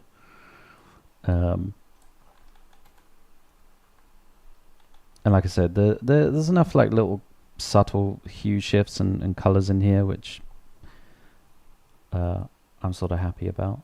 But yeah, I'm not really intending to add anything crazy contrasty like that. Just not in this piece in particular, anyway. Not to say I wouldn't on something else, but yeah, not in this one.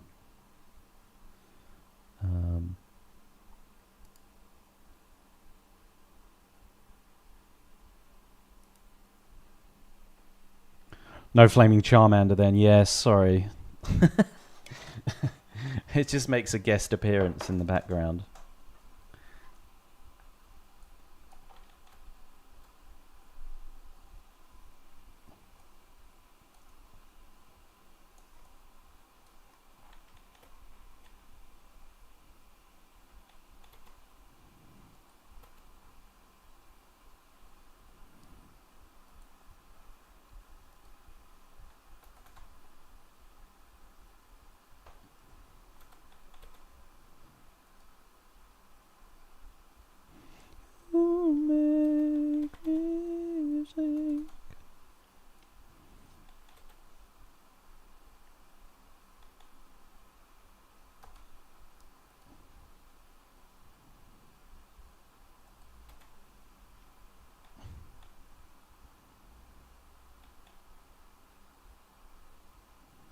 But yeah, there'll be a little bit more sort of subtle hue movement going on in there, but subtle will be the key.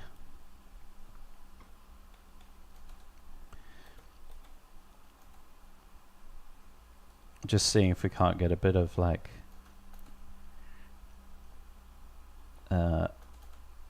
bit of depth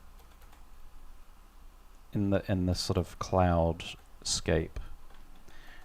You know, we are looking at Isaac Levitan earlier in the old paintings at Slap, and there's just, look at this, really lovely like cloud overlays and shapes here that just bring a real depth to the sky. And yeah, I feel like we need a little bit of that going on in here. It's just about finding like the right place to put the shapes and the right kind of overlap, and that the directions all kind of make sense.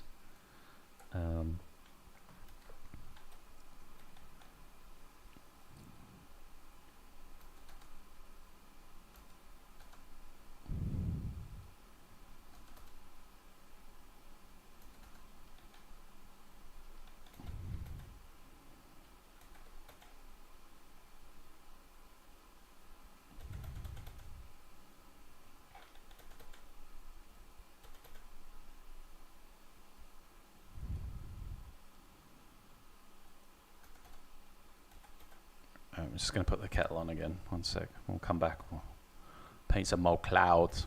Also, I don't want like tons of like mini bitty shapes everywhere. But there'll be a resolution of the right amount.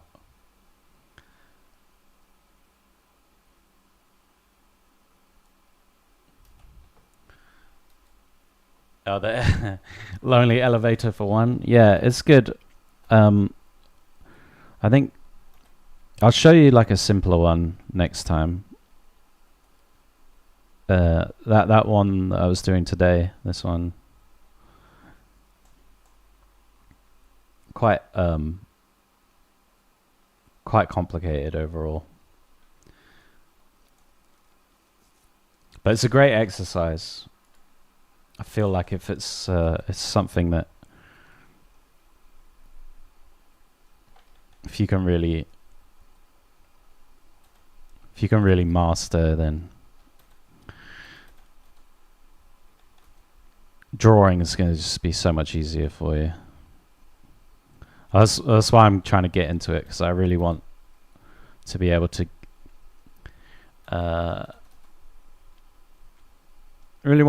get to that point in drawing that I'm at with rendering, where it's like I don't really think about rendering too much. I'm going off of like, it's much more intuitive rendering for me now. Like it's more just I concentrate on the shapes and the impression and all of that kind of stuff. I never really think about painting the form or like where the light's coming from or anything like that. All that stuff is very much in my head, subconscious, let's say. But that's why I find like rendering really fun, because I can just concentrate on the design of it and switch styles and all that kind of stuff, but drawing is still something I have to just like properly lock in with, and just I really have to think about it, and I would like it to be a much more natural thing for me in the same way that rendering is. And I think that Lonely Elevator for one is part of that. It's just getting really familiar with like observing something and then being able to like rotate it in space and draw it without any more than the original reference, I think that's how we get there. All right, okay, kettle on. One sec. Let's save this. What's the elevator study? Just the gist is fine. Yeah. Here we go. Let me turn the kettle on. 1 second.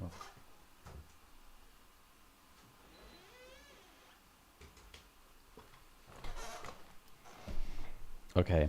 So I call this exercise Lonely Elevator for one, because what you're doing is you find some reference. I usually find a 3D model.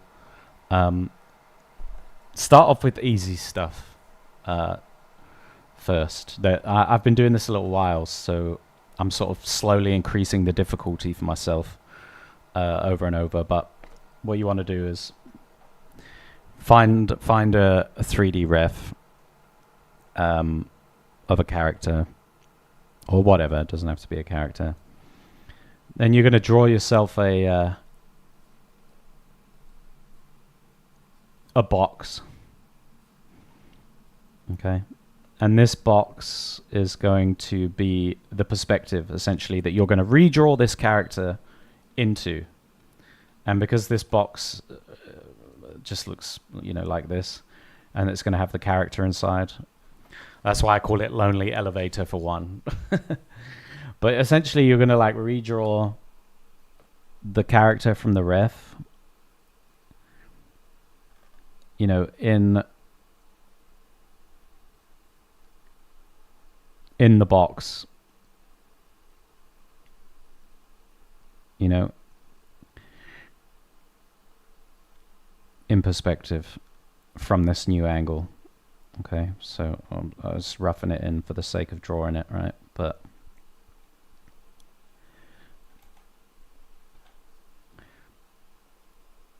okay, you're gonna draw her boop, boop, boop, in here like this, and the idea is to, yeah, you're just gonna improve your understanding of doing this. If you watch back the beginning of the stream, I did this exercise and we did her in this way from the bottom, and I just talked about like things to look out for when doing this, things I've learned when doing this, and just going forth. But yeah, when they're done, it looks kind of funny because they're just like, they're on their own. I'll show you a couple of older ones. A couple of ones that I was working on. Yeah, so this is like an earlier one, right?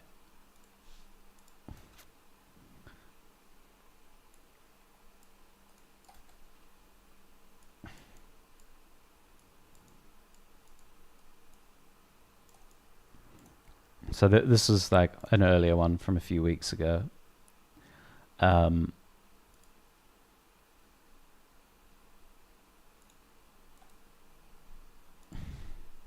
This was another one. This one was from imagination though. This was like, I'd done the other one the day before, and then I was like, okay, let me see, like, is it going in? And then I've been slowly increasing the difficulty. So it's gone from like base meshes. Yo, thanks for the follow. It's gone from like base meshes and like T poses or normal poses to like, you know, then I took this that's got a little bit of a twist and gesture and an outfit to it, and drawing them. And then this one was a really good one, for example. And yeah, it's good. It's a fun exercise. Really gets you thinking, which I think is great. So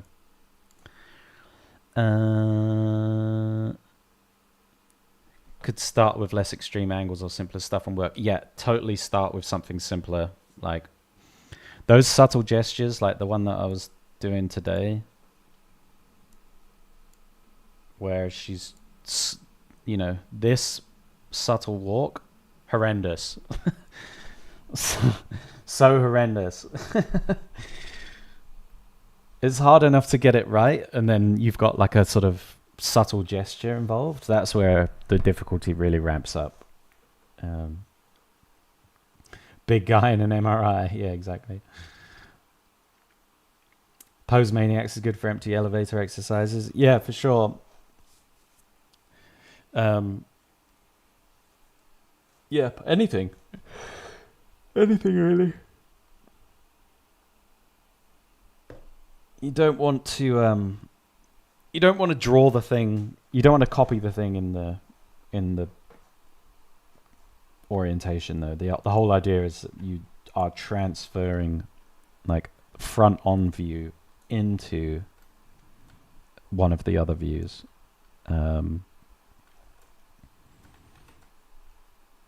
It's an interpretation exercise.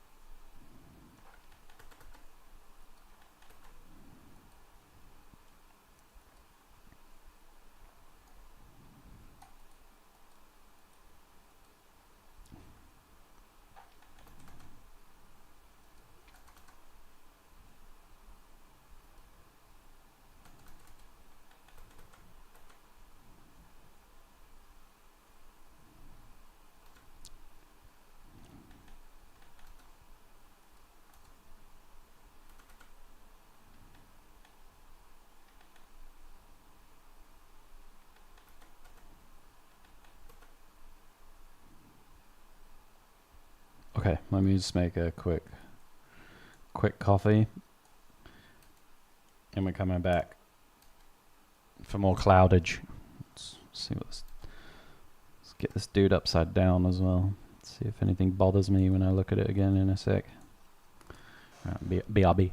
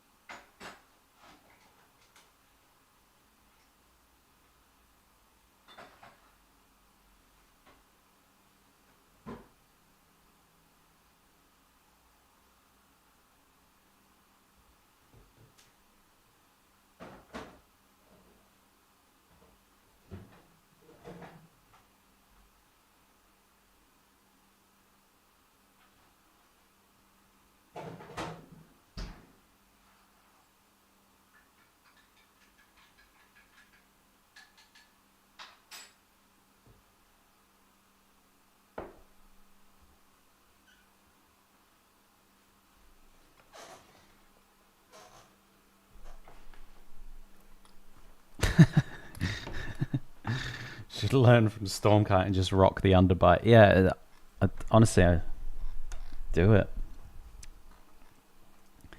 Do it, mate.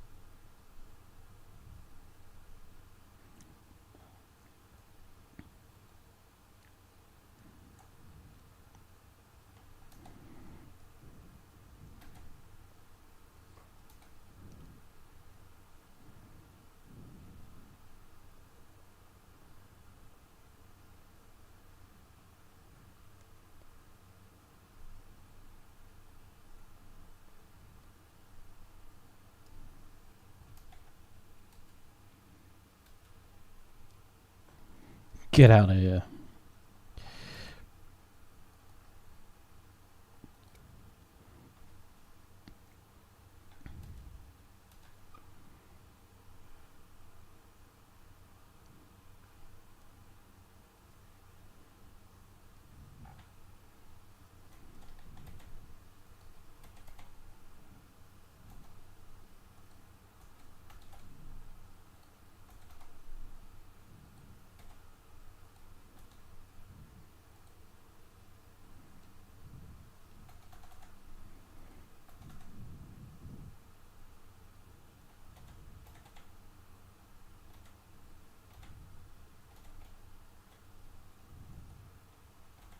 Real.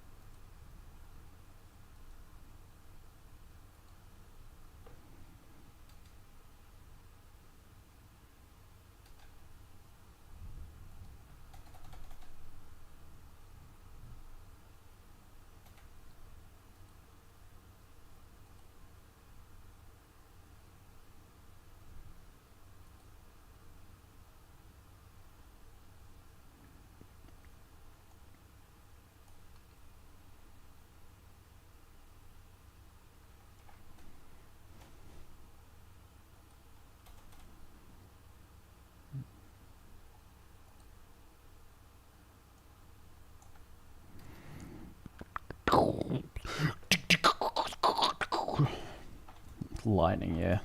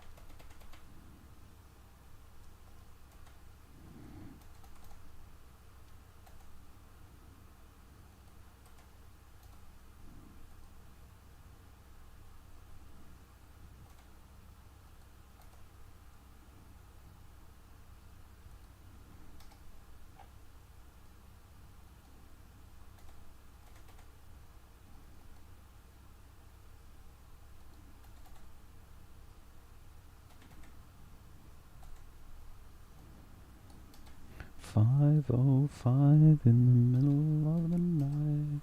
One good time, but my feelings so right."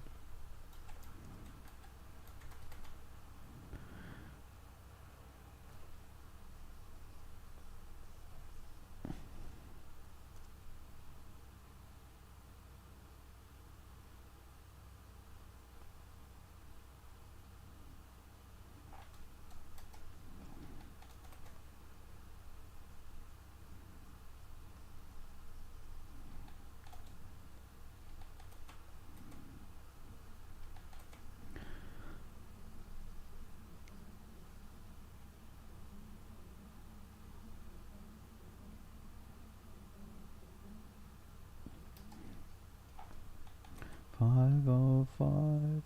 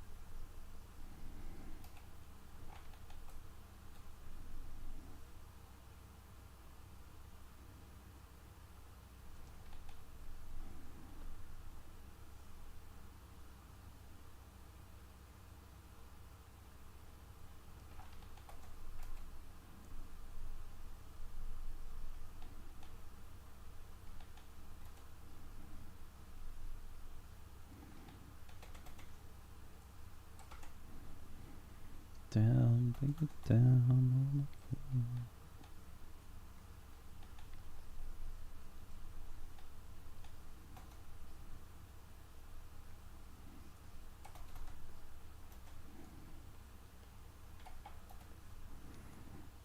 Okay, and it doesn't matter.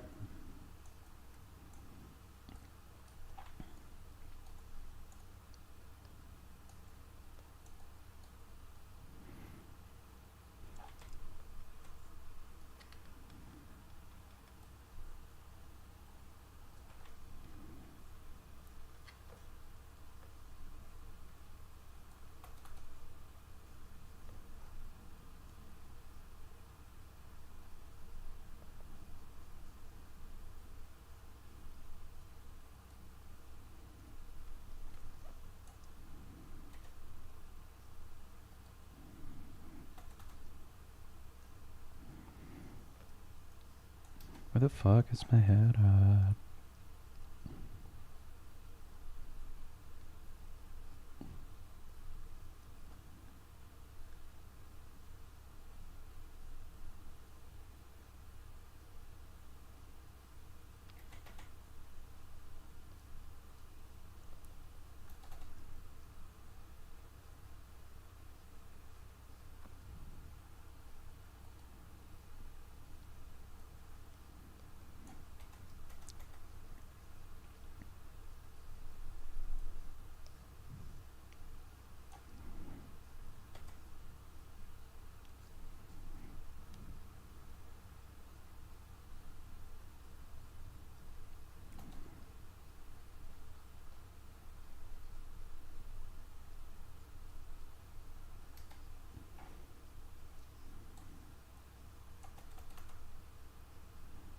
I'm just cleaning up all these little horrible artifacts from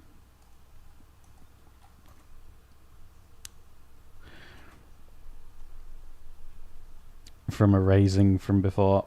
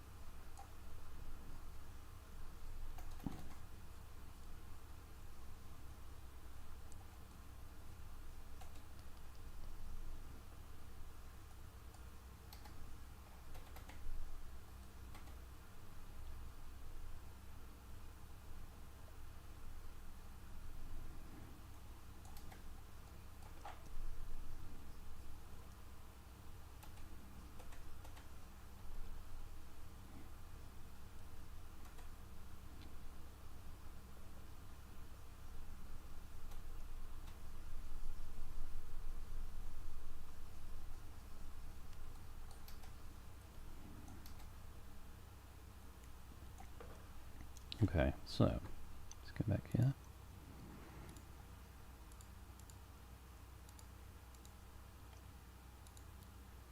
I think that might be too much.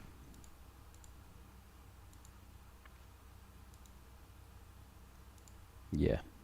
Yeah, it is. All right.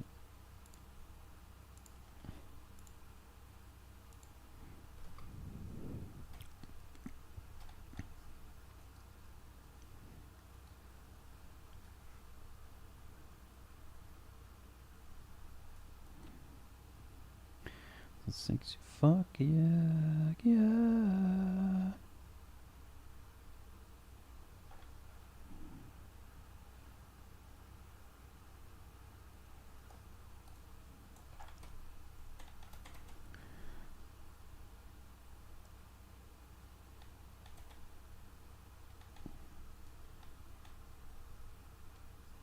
It just made me feel amazing.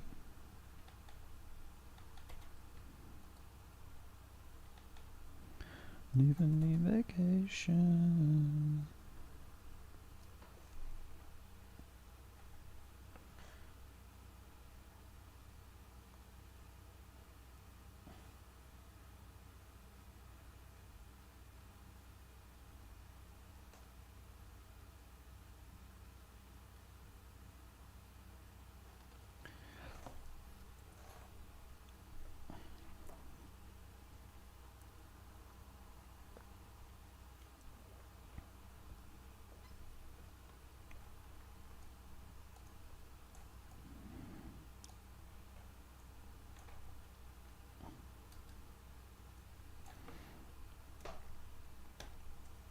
All right, cool.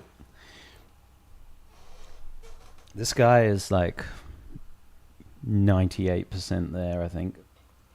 So what I'm gonna do is just save this.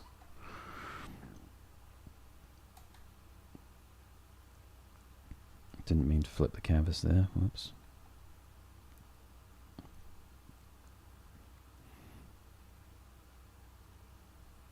Yeah, go back. Go back. There we go. Cool. Yeah, so what I'm gonna do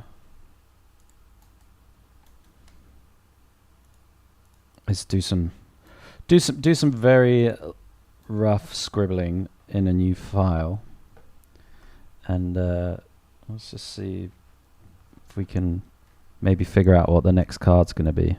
So this one will come back and do like the final little fiddly bits and so on, but I just want to like not look at it for a little bit.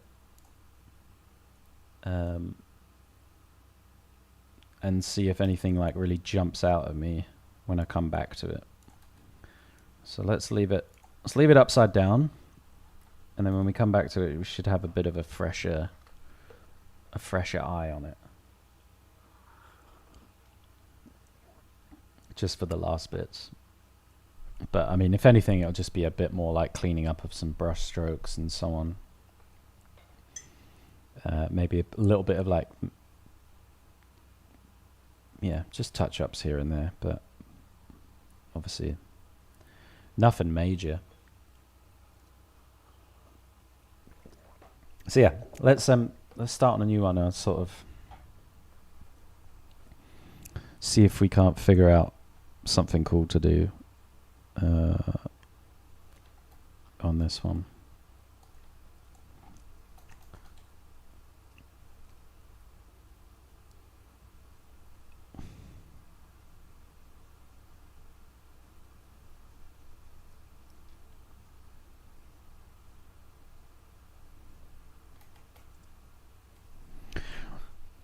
So what did we say? We said maybe Nissa, right?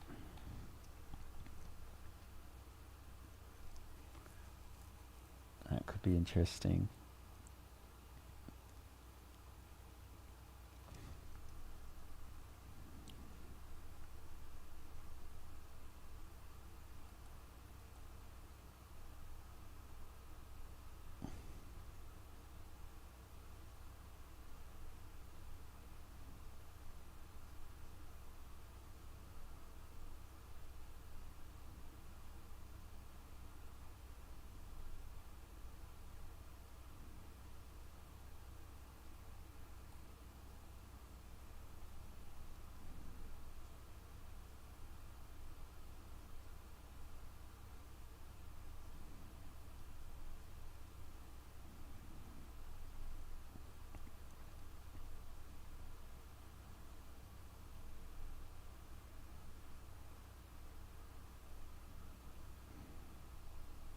Slide on my fucking dregs.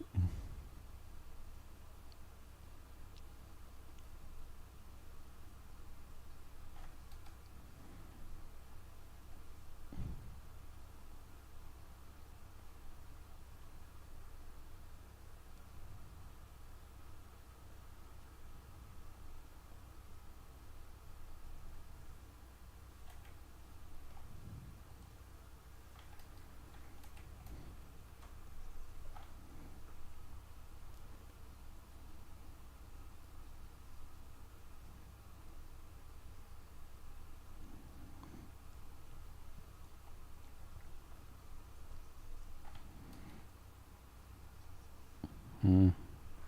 Hmm.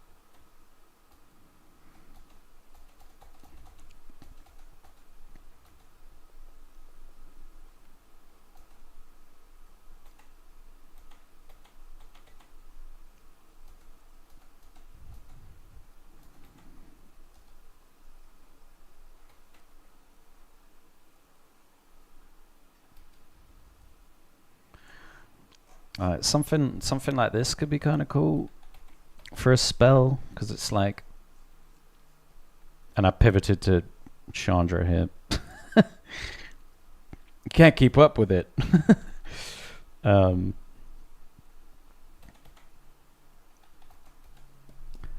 yeah, something like this could be cool because like it has the character, but she's not like the main thing. Like the main thing is that you see this big spell going on, this kind of like fire barrier spell or something.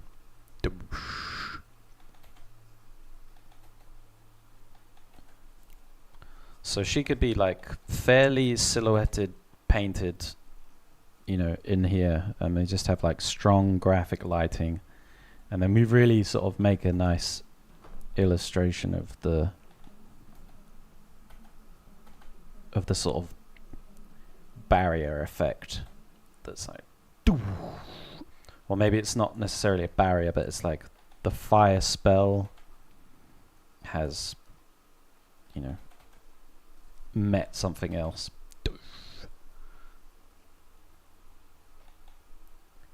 And we just have a lot of like energy in the way that the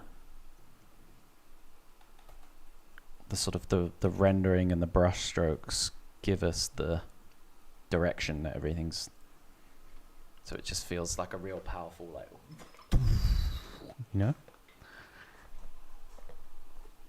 like when you see it like breaking through the sound, yeah, that kind of a thing, it's just like we're seeing the sort of impact and this sort of like, so it'd be, I imagine this would be like a red spell. Right.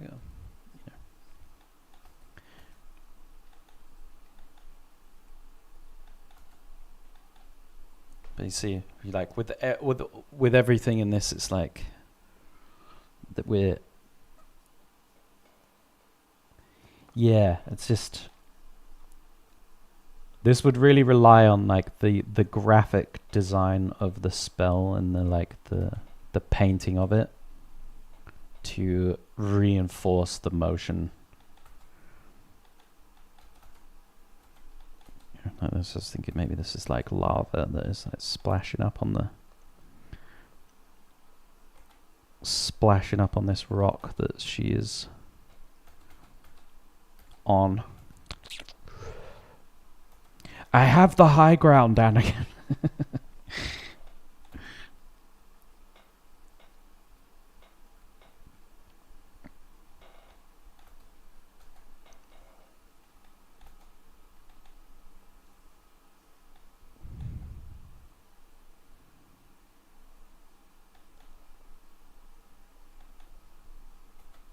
But that would be cool, wouldn't it? Like this.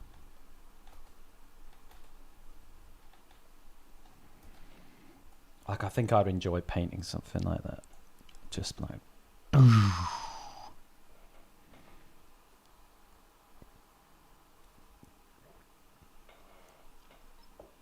Let's pull up some ref for Chandra. And let me put some music on. What music we know? Let's put this on.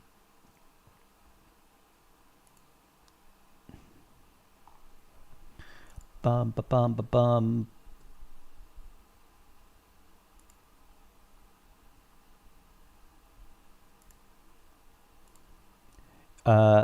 In Asia, thanks for the follow. Thanks for the follow. Okay, yeah, sorry, ref.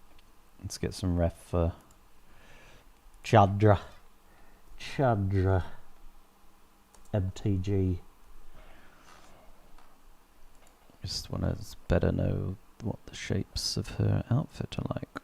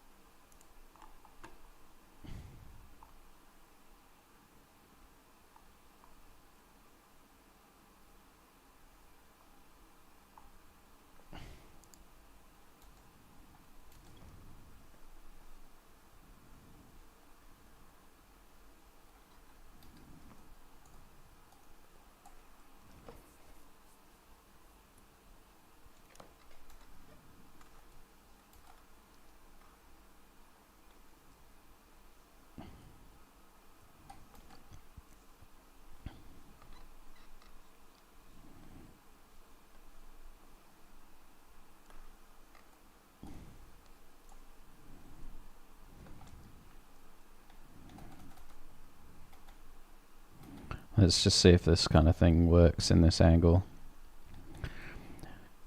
Because, like, yeah, cool pose that I've got here, but sometimes you do a cool pose and then you sort of put a couple of the armor shapes on and you're like, that's not going to work so well. So just going to do it while we have this sketch here, just quickly, to just be like, does this work? Save me a lot of headache later.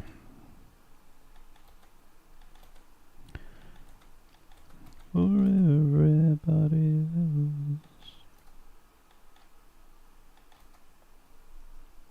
Just much more slight.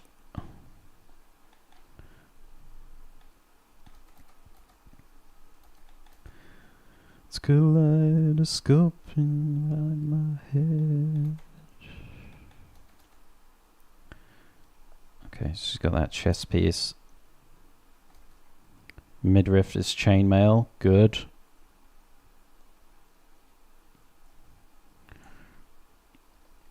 And then those armor pieces are fine, they just follow the form. And then I did remember that she's got this, so we got that already, the kind of skirt.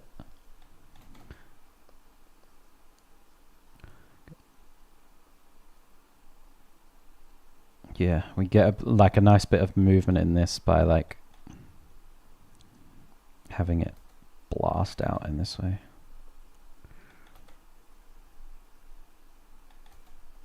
So that'd be kind of cool. Good movement. Large knee pad here. Let's see.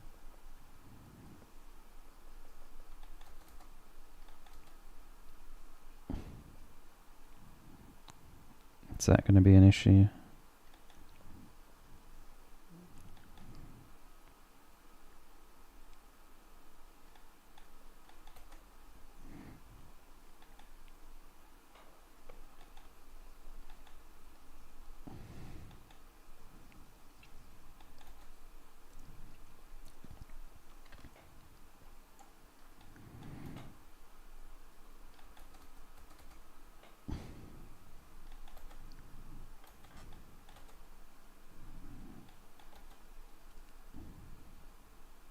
And the way that I'd paint her up here is like mostly silhouetted. I wouldn't go into like a ton of detail.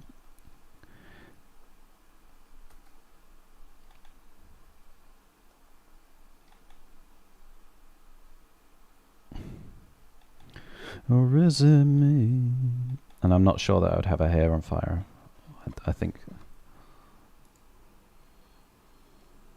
When did you start drawing, making art in life? When did I start drawing? I mean, I've always been drawing, you know.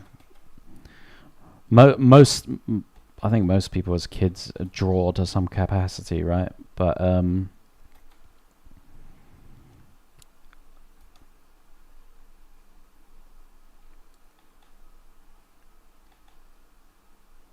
yeah, I think I've always been doing drawing to some capacity. Just as a kid, did a lot of drawing. And then, yeah, it was just kind of encouraged to more and more, I guess. But I started really only taking it proper seriously when I was at university.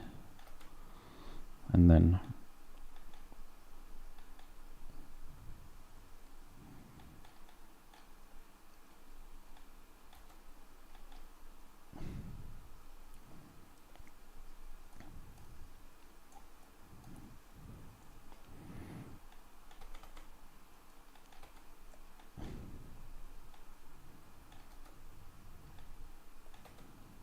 I can see.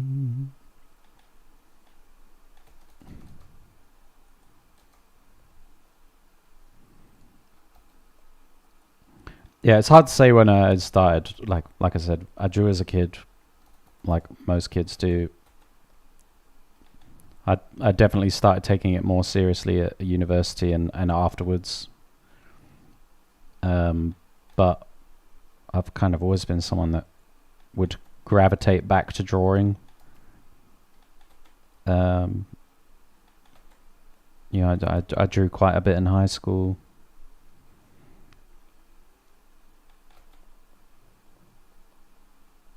It's just always been kind of part of my life, I guess, in some capacity. You looked at me. How are you?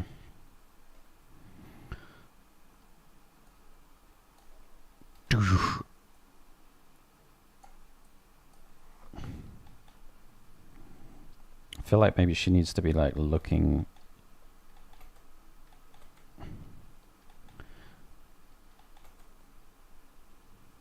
in the direction.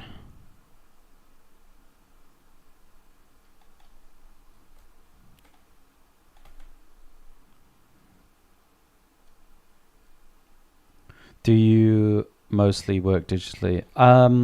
Yeah, I would say that my professional work is all digital. Yeah.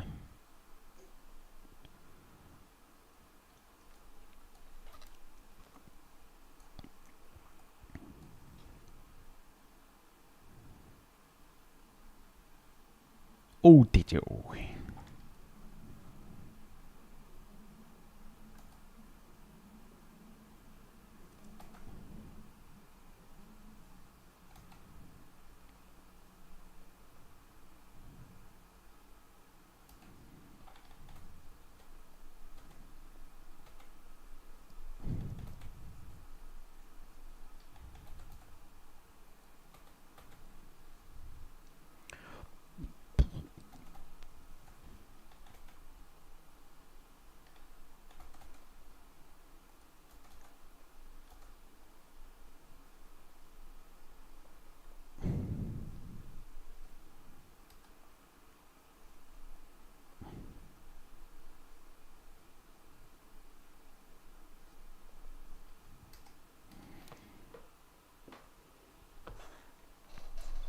Any dream projects you'd like to work on and be part of? Well, I mean, part of these illustrations that I'm doing right now is because I would like to do some Magic the Gathering work.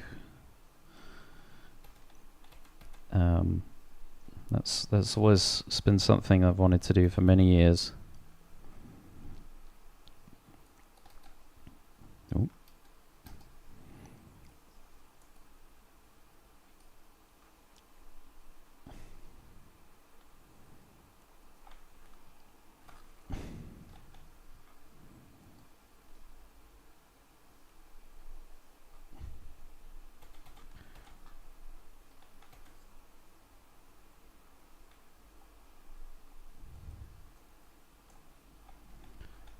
Hey, congratulations, Danny. That's awesome. You did it. Well done. That's great. Fantastic milestone to hit. Lula Straight, thank you for the follow. Yeah, that's fantastic. Well done. That's really exciting.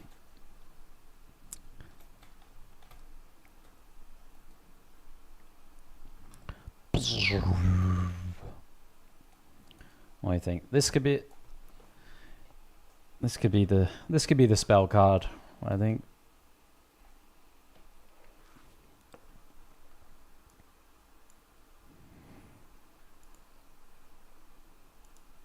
That didn't take long, did it?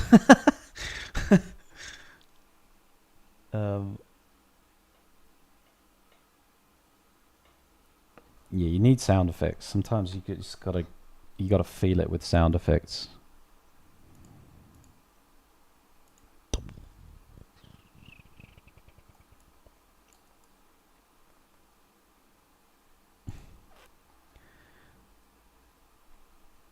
Oh, nice. Yeah, perfect place to have a studio, a little sunroom. That'll be bloomin' perfect.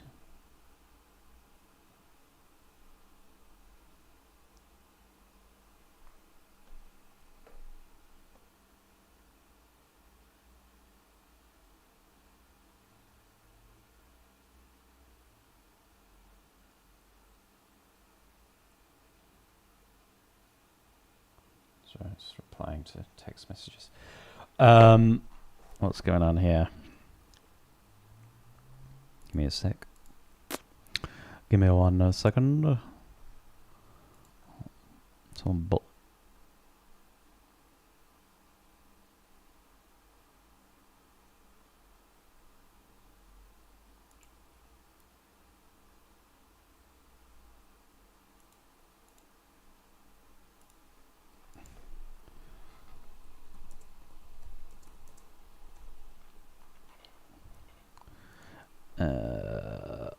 Yeah, lots of plants. Nice.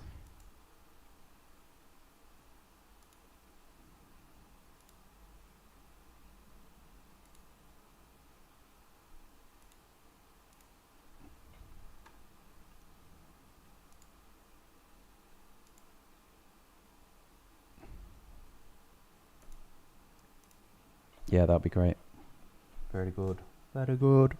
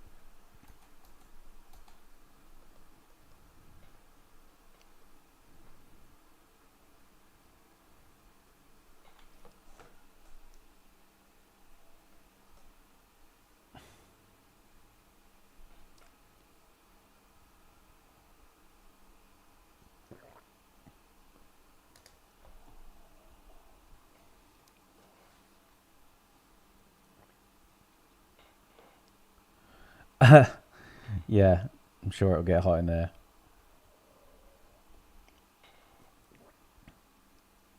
My studio here is also a bit of a cave.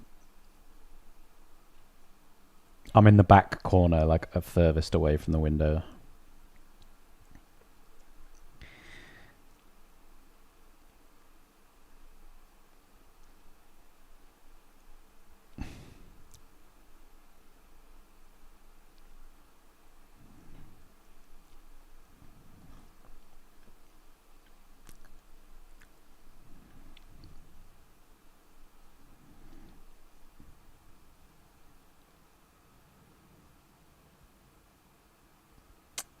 Basically, Batman.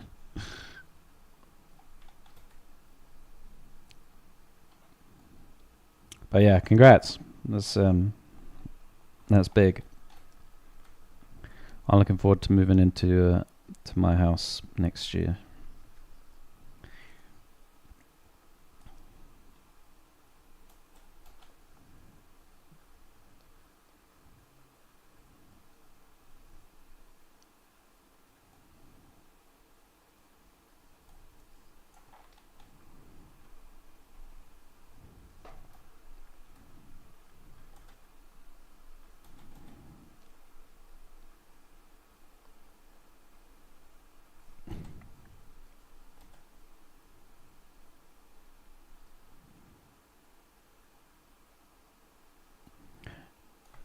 Oh yeah, nice.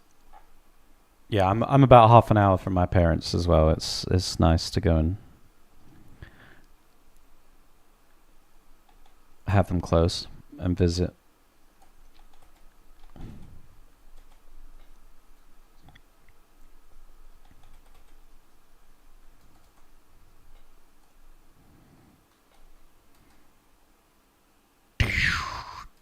Yeah, so like I said, I don't think I would have her hair on fire, maybe. I know she can do that. But I don't know. It's quite graphic.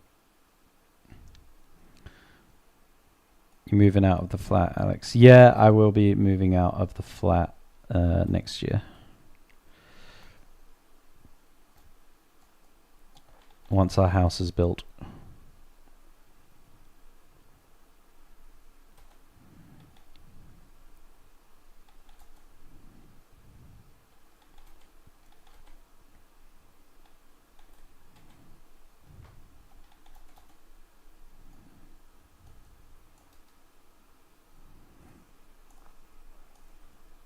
does have a bit of a neck thing, and that's like this.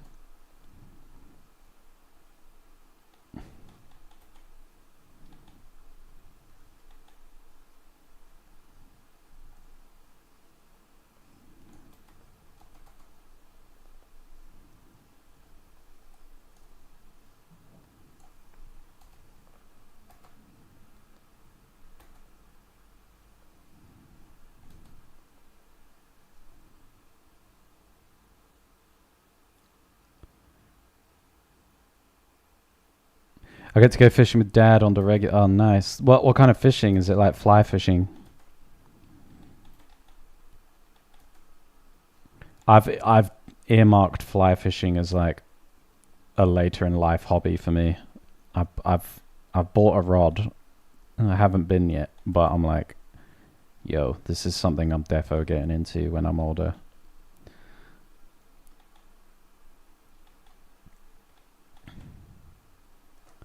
Bass fishing. Oh, nice.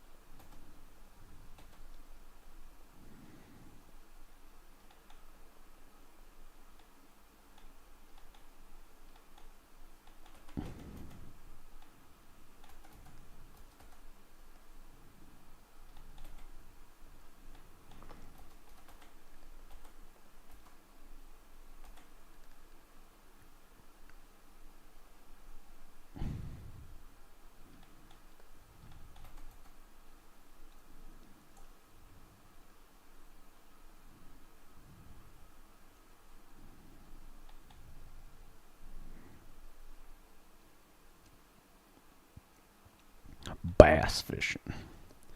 We fishing for bass.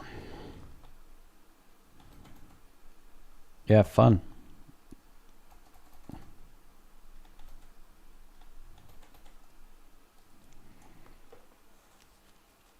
Drop the bass. Lol.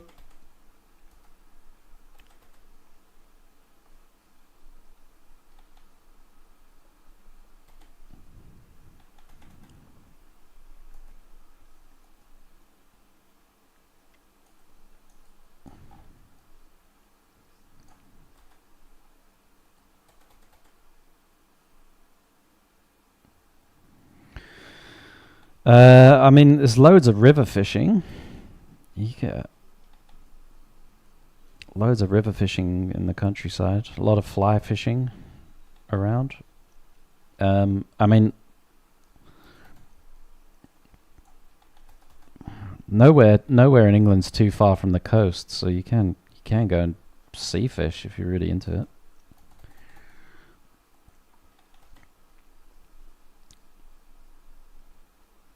But at least where at least the nearest stuff to me would be like rivers and canal fishing. Um,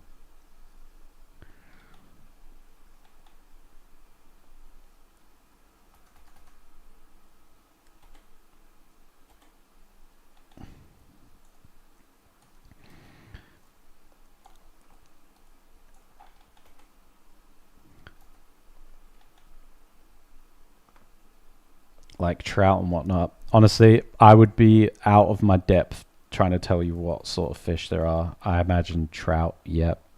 Um, I know some people like fish for pike, but I honestly I would be out of my depth.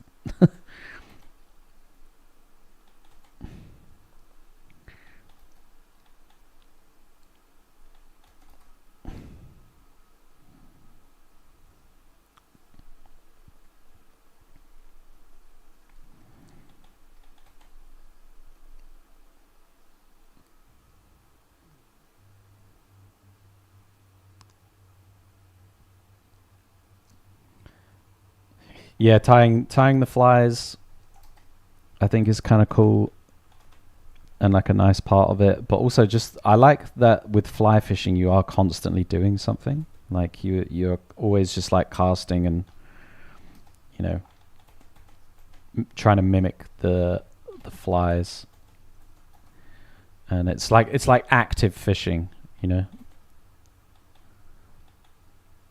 which I kind of like. I also like that you could just be stood out like in the current itself in the river. I just feel like that's like very feels good. Uh, just standing out in nature like that.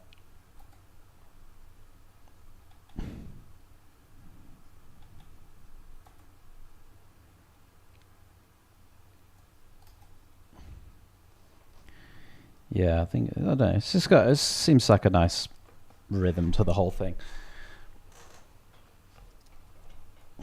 Thick and thin.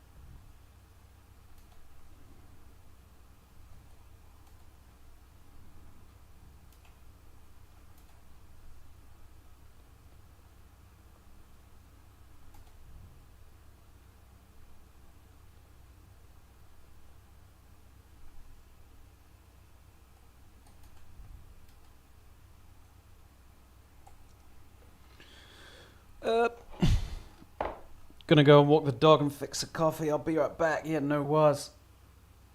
No problem. Okay, I got like an hour basically. Yeah,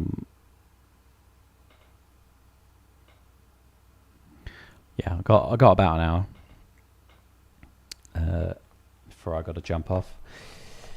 So I'll continue a bit more with this. I think I'm pretty, I've taken this a little bit further, just thumbnail wise. All right, peace out. See you later, Asta. Thanks for chilling.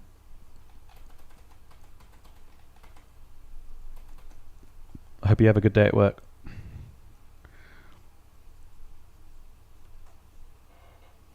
Okay. So yeah, I'm kind of happy with this as a general idea. What I would want to do maybe here at this point is to sort of like draw out the pose a little bit more, but as a drawing rather than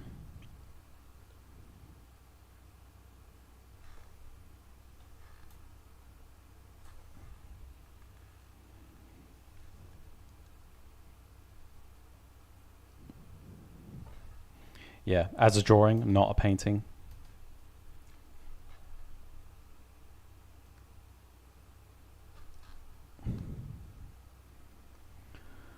Oh my darling.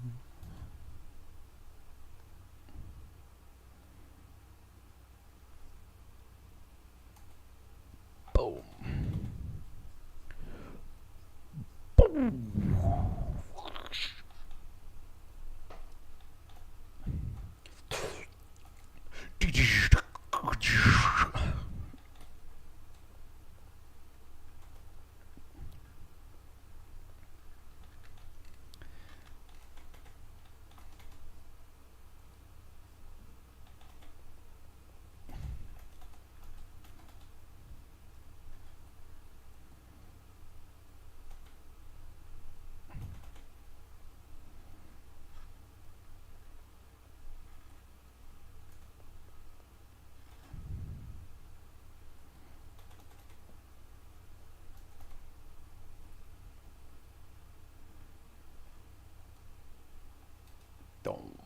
Okay.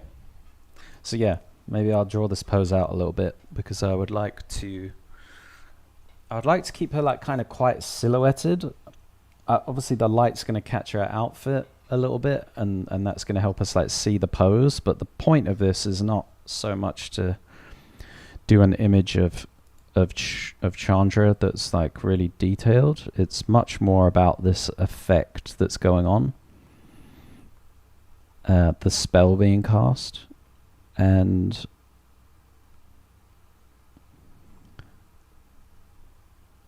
let's see if I can find a kind of ref. Lady backlit with fire.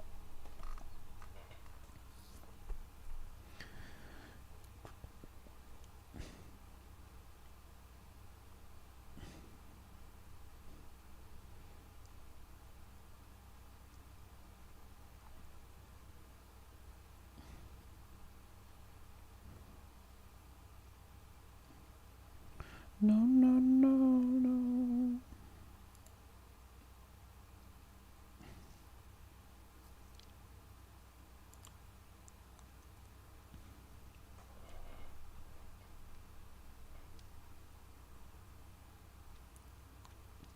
Yeah, like this ref isn't too far away from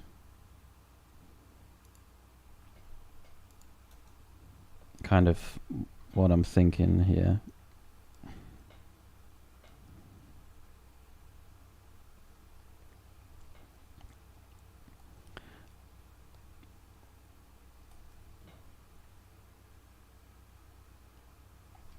You know, like this kind of value back here, but then she would remain pretty silhouetted, not even like a ton of light on the face, just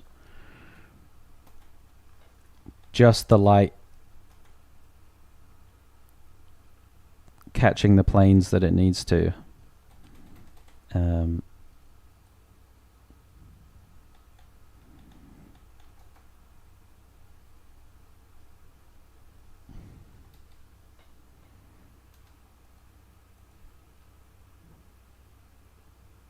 Would be how I'd want to do it. And then just have like a lot of, you know, do this in a very sort of painterly, almost like slightly comic book way.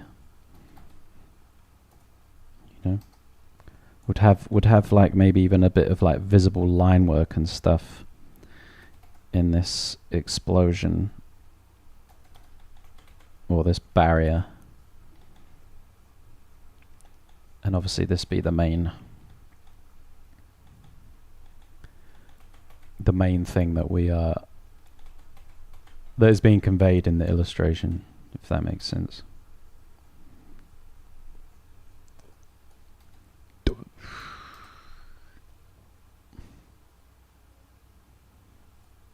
It's just about that like moment of block of impact.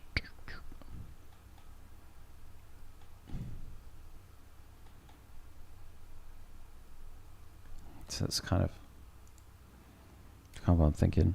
All right, let me save this 1 sec.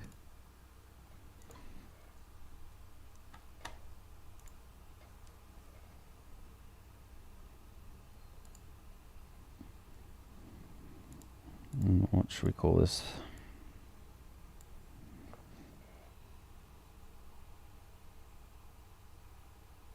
Flame barrier. I'll call it flame barrier for now, but it's not exactly the coolest name.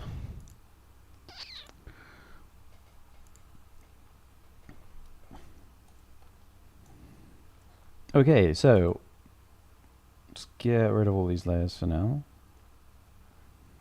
Turn the opacity down quite a bit on this one. And let's kind of draw this out a little bit.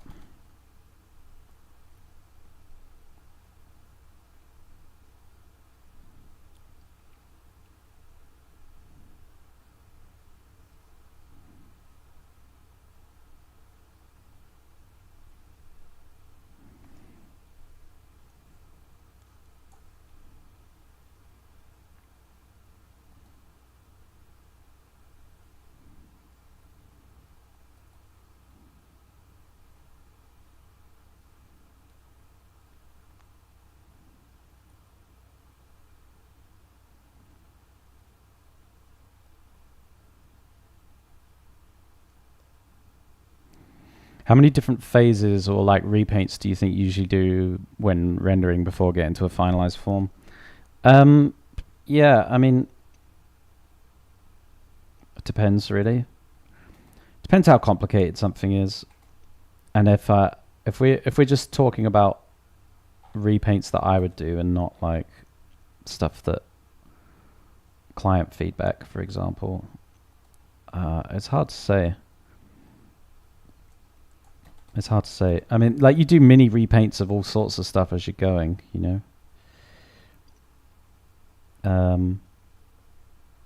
Sometimes you get a bit lucky with a piece, and you don't have to do a ton of reworks and such. I don't know. It's a hard question to answer, if I'm honest. Because it can be none, and it can be 20.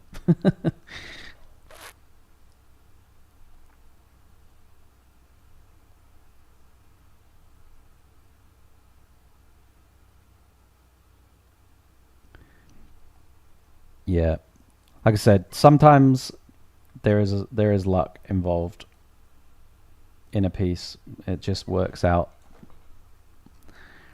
You know, you're sometimes it's just like your experience carries you through, or your visual library is strong for a particular thing, and then that really helps.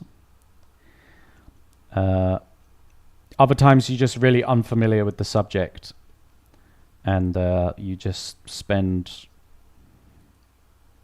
a load of time battling it.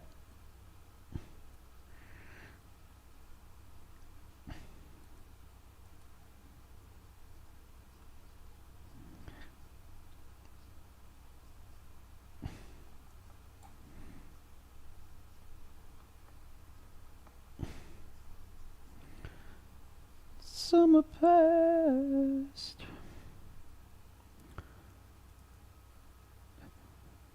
Well, yeah. What's up? Welcome back.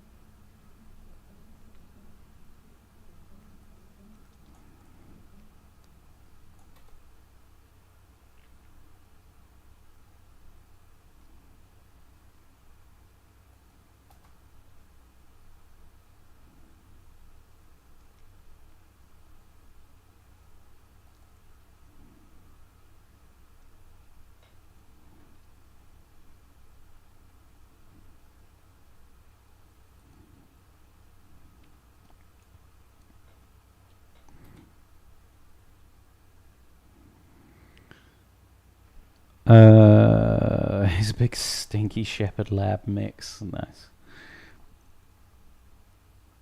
Everyone thinks it's Joker from Batman, but it's Joker from Full Metal Jacket. Yeah, I was gonna say, I was like, why it's so serious?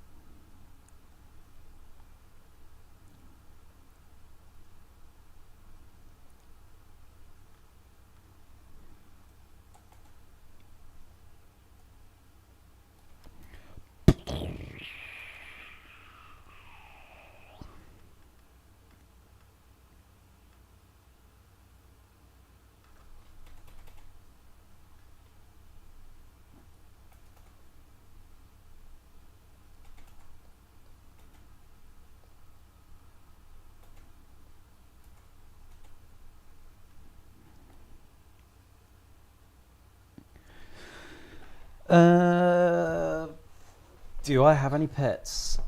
I did, until recently. She died, unfortunately. I had, but it's not a cute pet. It's a tailless whip scorpion. Uh, yeah, look them up. They're not exactly like. dogs.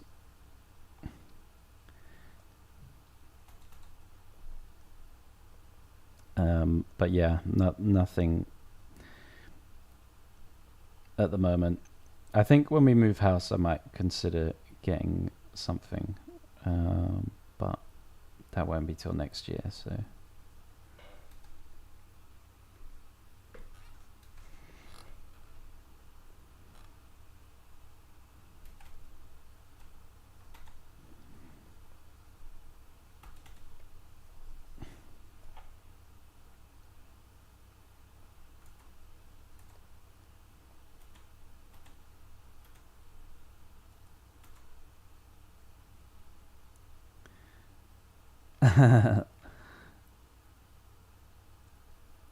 Yeah, I tell you, they're cute because they're basically like blind. So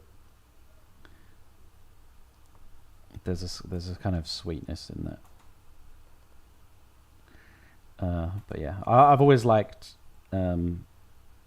insects and stuff. I used to have tarantulas. I used to have a praying mantis.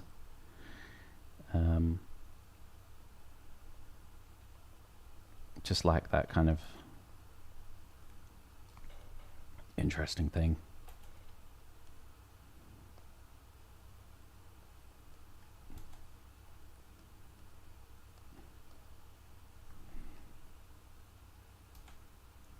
But this is where the lonely elevator for one exercise is very helpful. As you can see, this very much is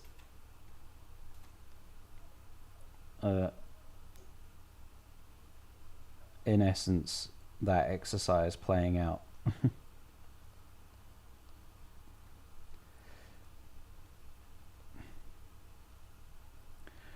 Do I care? No doubt.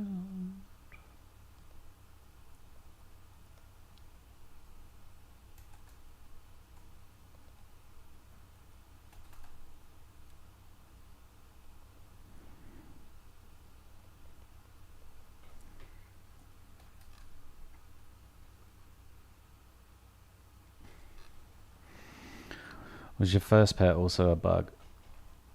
Yeah, the first pet I got was a tarantula.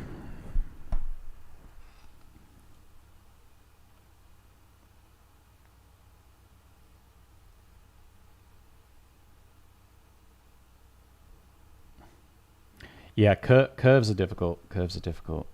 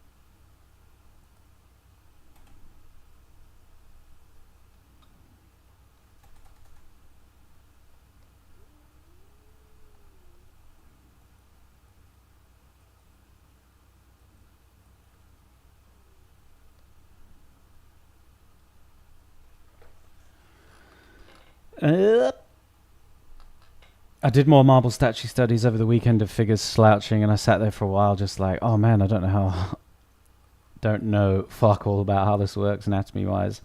Yeah. Yeah, I can understand the difficulty there. It's not an easy thing that you're trying to do at all.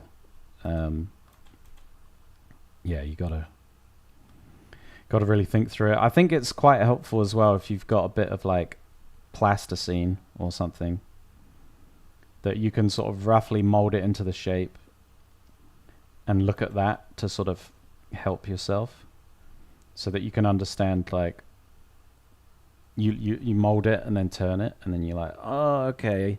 You'll sort of see how certain things insert into each other, you know, and that way you can sort of see the shape that you're trying to achieve.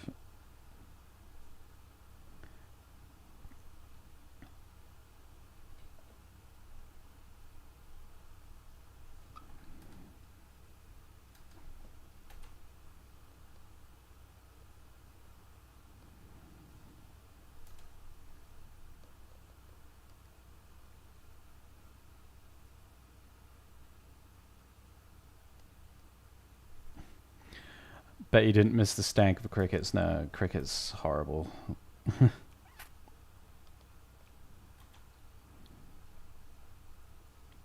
The crickets escaped once, like all through our apartment as well when we were on holiday. It was no bueno.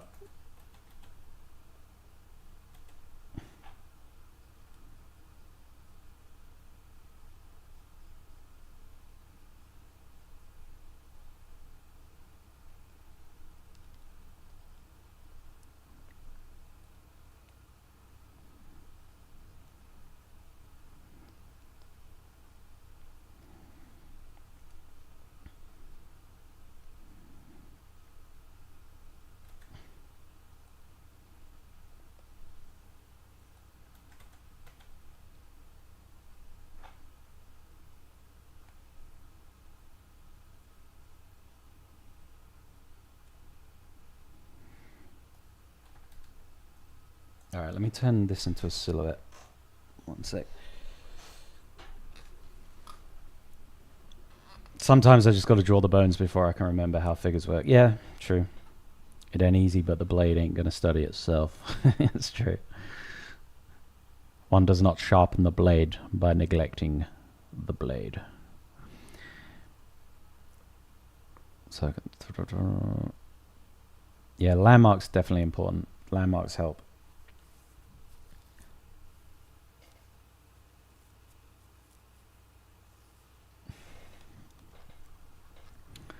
Okay. Yeah, I'm gonna turn her into a silhouette right now.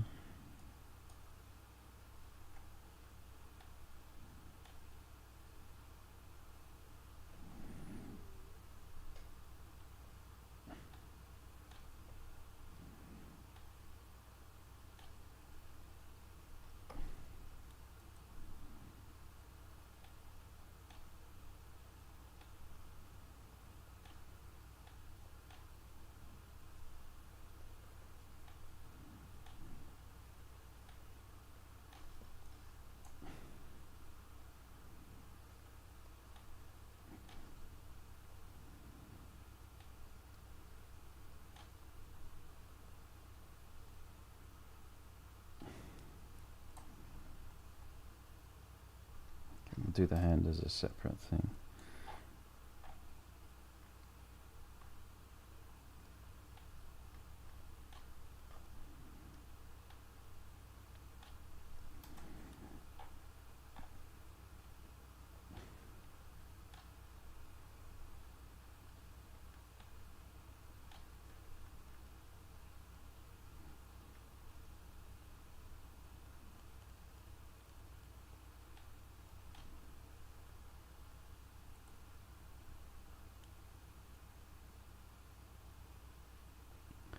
I used to have flightless fruit flies crawling everywhere. You'd be sitting watching TV and they'd crawl across the screen, desperate for the... Oh, God.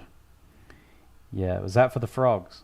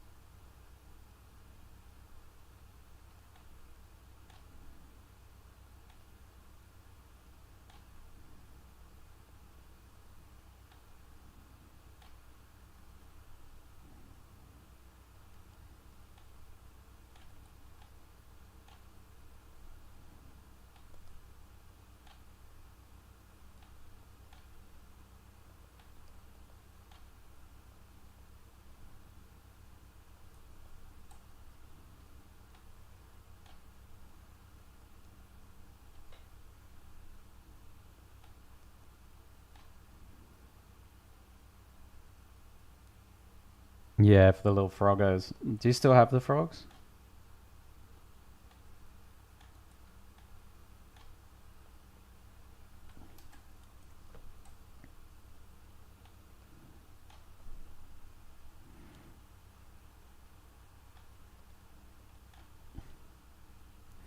Oh no, didn't you say it? Didn't you say that?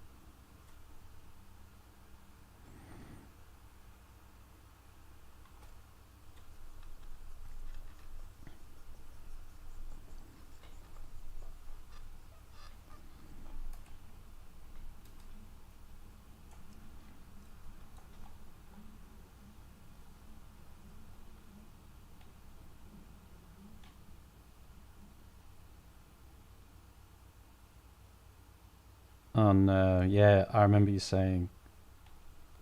Damn.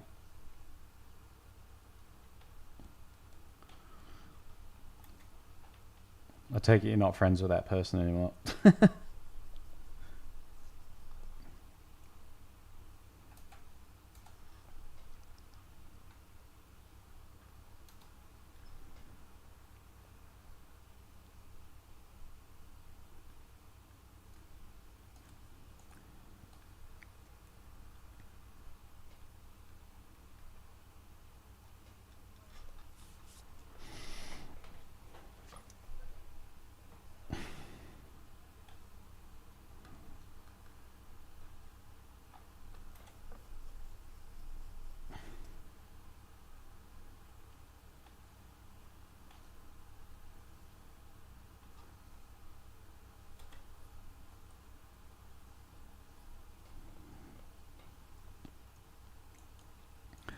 The friendship is strained. Yes, I can imagine.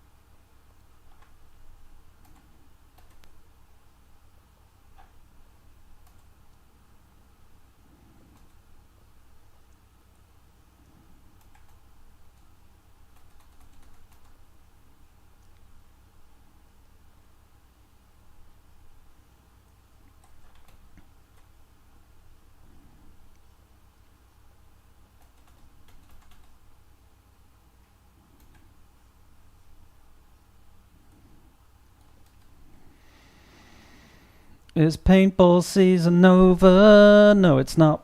I was actually training with the team all weekend, actually. We have 2 more tournaments left of the season. One of them in like 3 weeks' time. And we are currently 4th in the league, so we gotta really make something happen next tournament if we want to get on the podium for the end of the season, which I do. So yeah, training was good. I'm just so tired and bruised from training. It's really nice, I tell you, just sitting here and painting right now, because I've been running around a lot.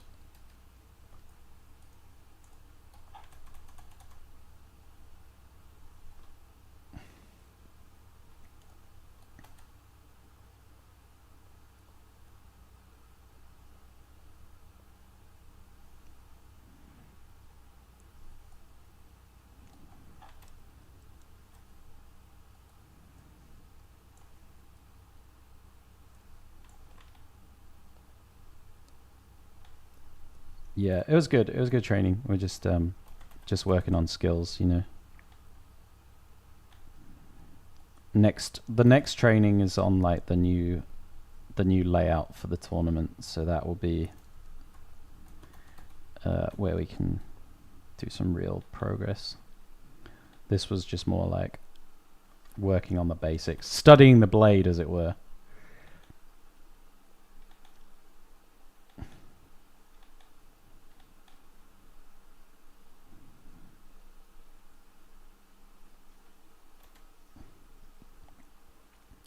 Studieth thy bladeth.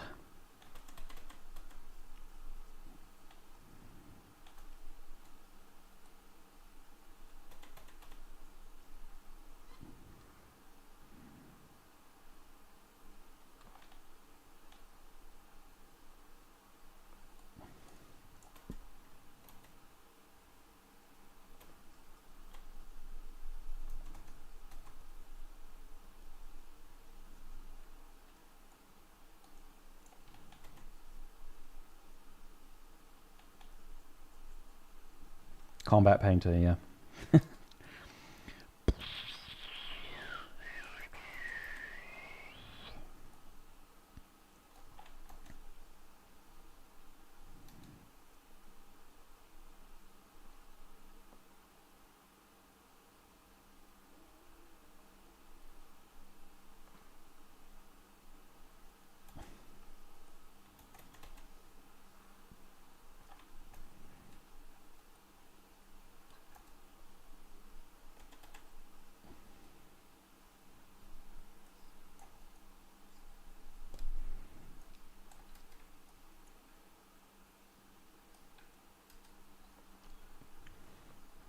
Yeah, I wanna try keep her as silhouetted as possible, like I was saying, but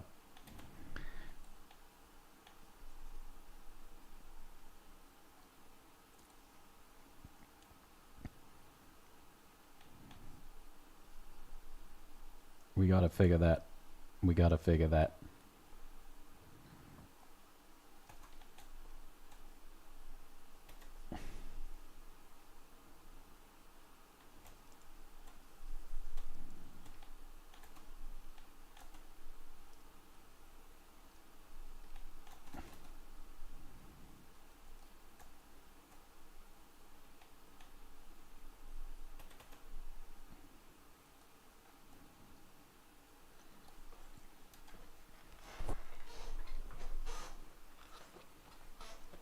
But I think we probably will still need some like flats for the local color of her outfit to entirely make this possible. So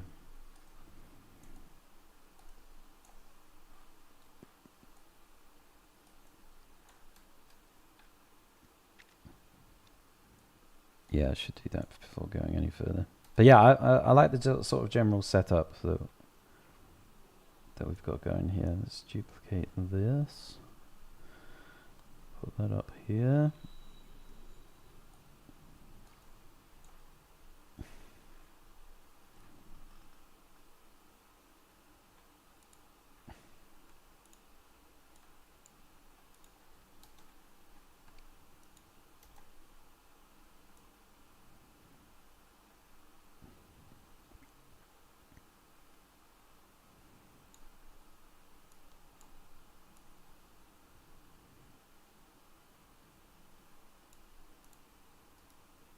Oh my god.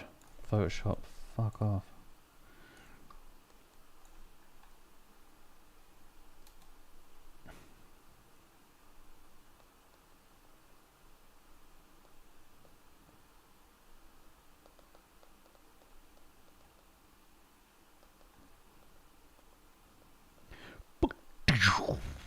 Like that.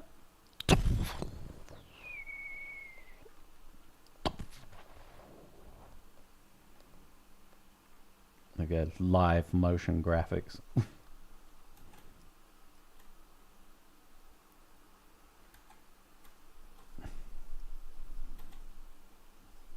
Explosions. Yeah, exactly.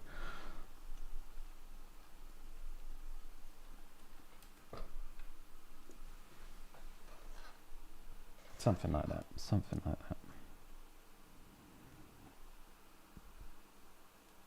But we're getting ahead of ourselves.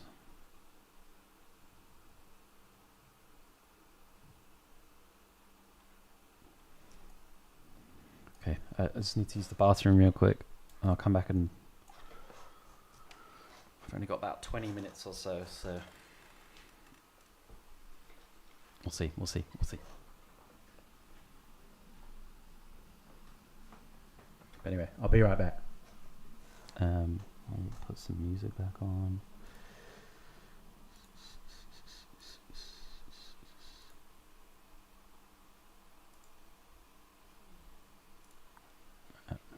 BRB.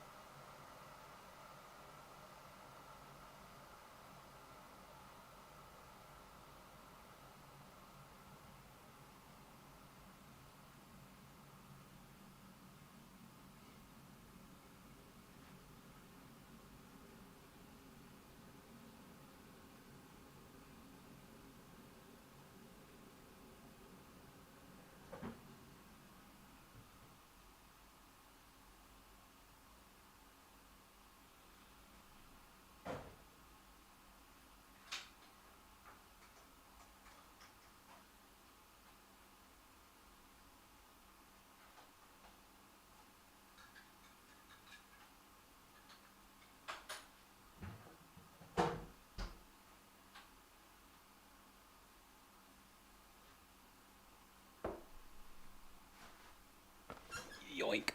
Okay. Okay.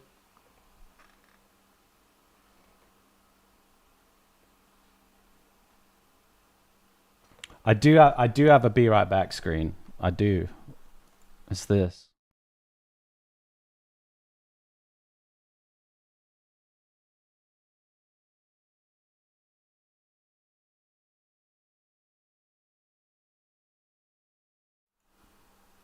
The thing is, whenever I put that on for like a few minutes, then people just leave. So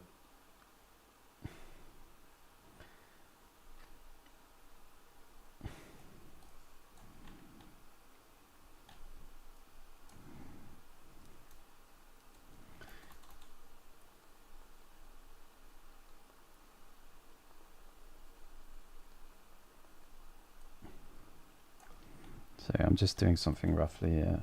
I'm just stealing some local colors for a sec.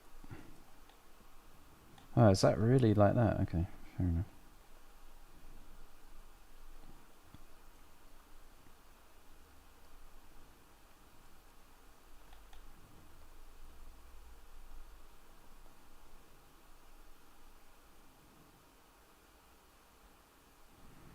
Yeah, chair stream. Always.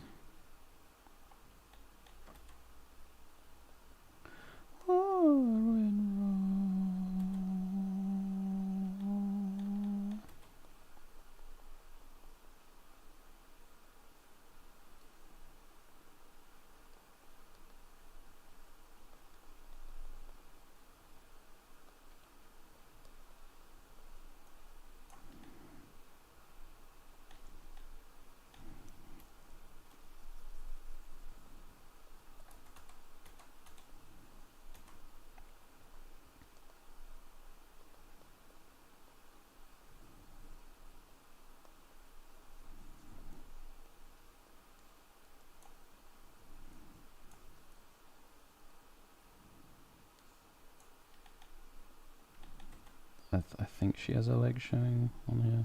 I'll have to check that out in a sec, but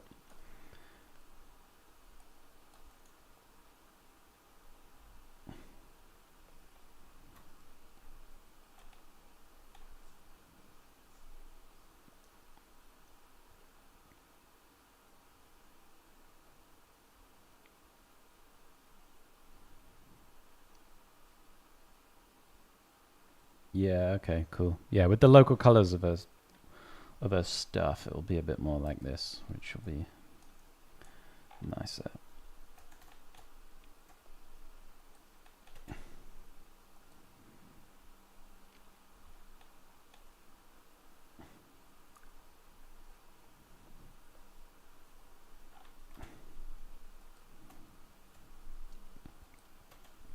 And then because her hair's on fire like this,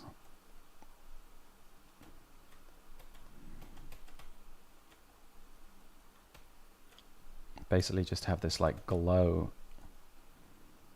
in the head. And we'll have the glow coming down the arm from that fire and like, and this. I'm just roughing out where the colors are going to go. This is all chainmail, so I have little speculars on it. This is the plate, leg, edge of that plate. Okay, bit of light through the back of this. But yeah, I want to keep her like really simple. Okay, that's the key here.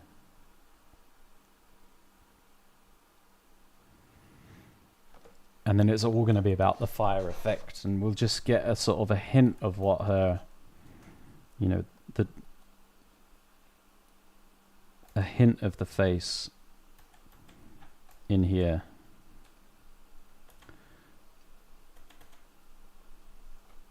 But it's really not going to be like very detailed.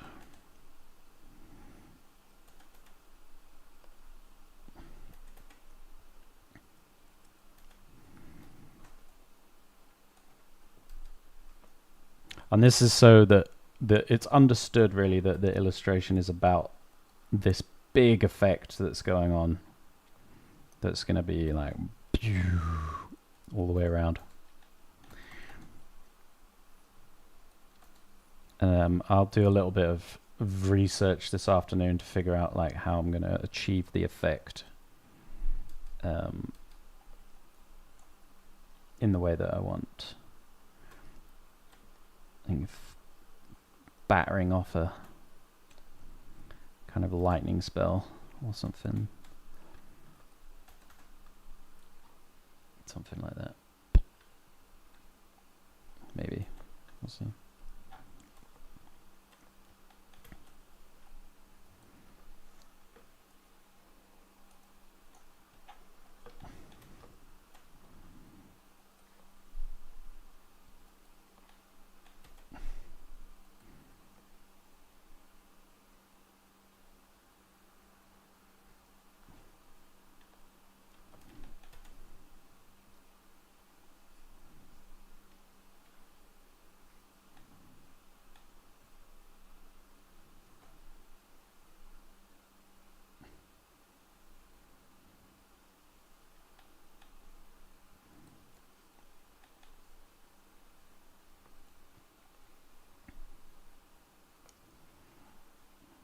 Yeah, like I just want it to be about this, you know, the casting of the spell in this moment, and it to feel like very, very like forceful and powerful. But the image itself to be quite graphic. You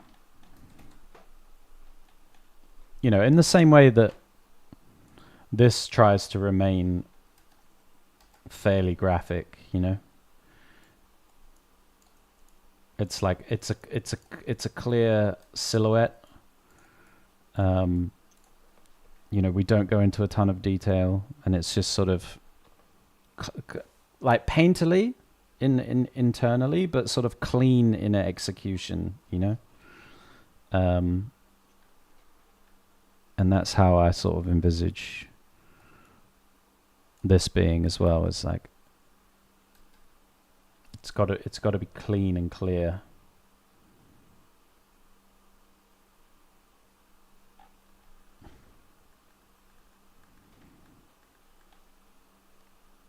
Very well done on the dragon. Thank you. Thank you. Thank you.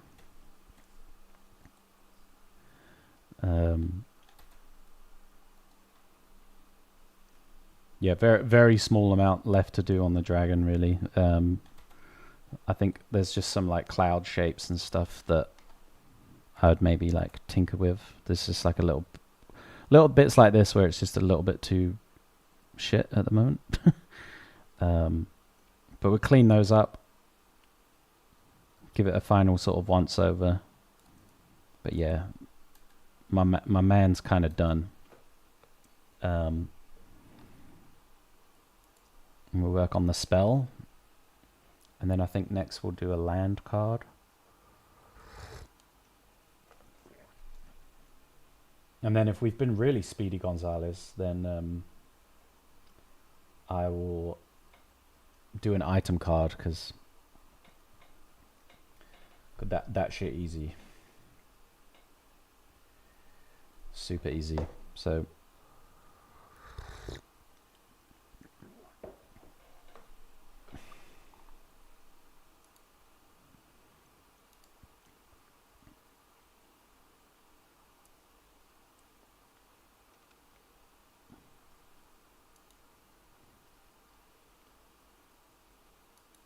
but yeah, what I really need to do on here now then is just get rid of all that. Is to just make all the shapes, you know, these are super rough shapes just to see how they all fit together, but basically we'll do much neater shapes.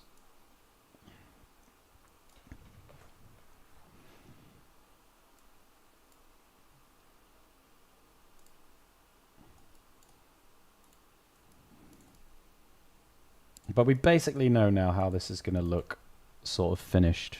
All right.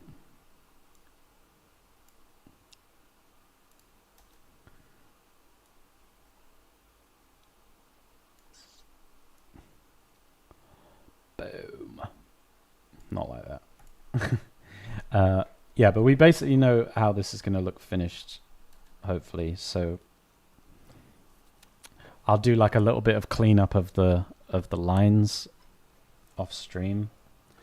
I don't know if I'm entirely happy with like the head shoulder overlap. Like it feels right, but sometimes right isn't always correct. Correct isn't always right, if that makes sense.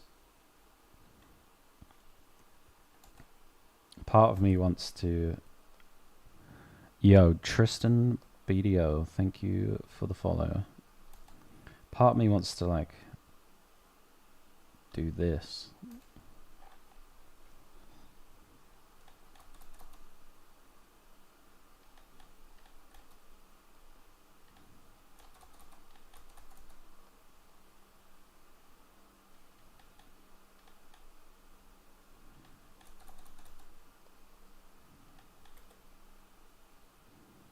Got to head and get ready for work meeting, but I'm excited to see what you do with this. Nice to see you again, Heath, and thanks for the stream. Hey, you're welcome. Thanks for tuning in.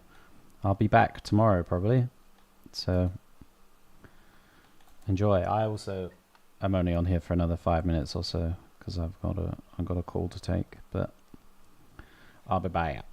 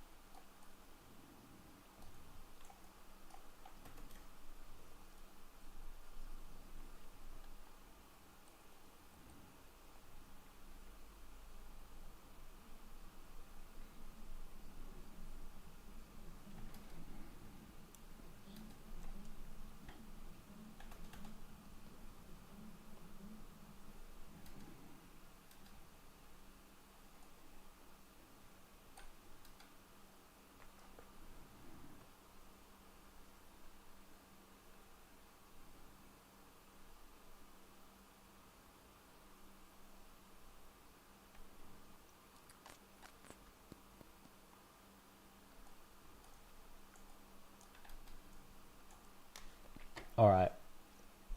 Cool. Well, I'm going to leave it there for today. I will be back tomorrow most likely. And we'll continue on. I'm going to probably work on this a little bit off stream. Yeah, just to figure some of bits out, but yeah, like I said, we'll be back. So peace out. Thanks for joining me. Thanks for all the new follows. Dried Milk, thanks for the follow. Yeah, I wish everyone a great rest of your Monday. And yeah, peace out. Deaf new head pose? Alright, sweet. I'm on it. Alright, take care. Thanks again.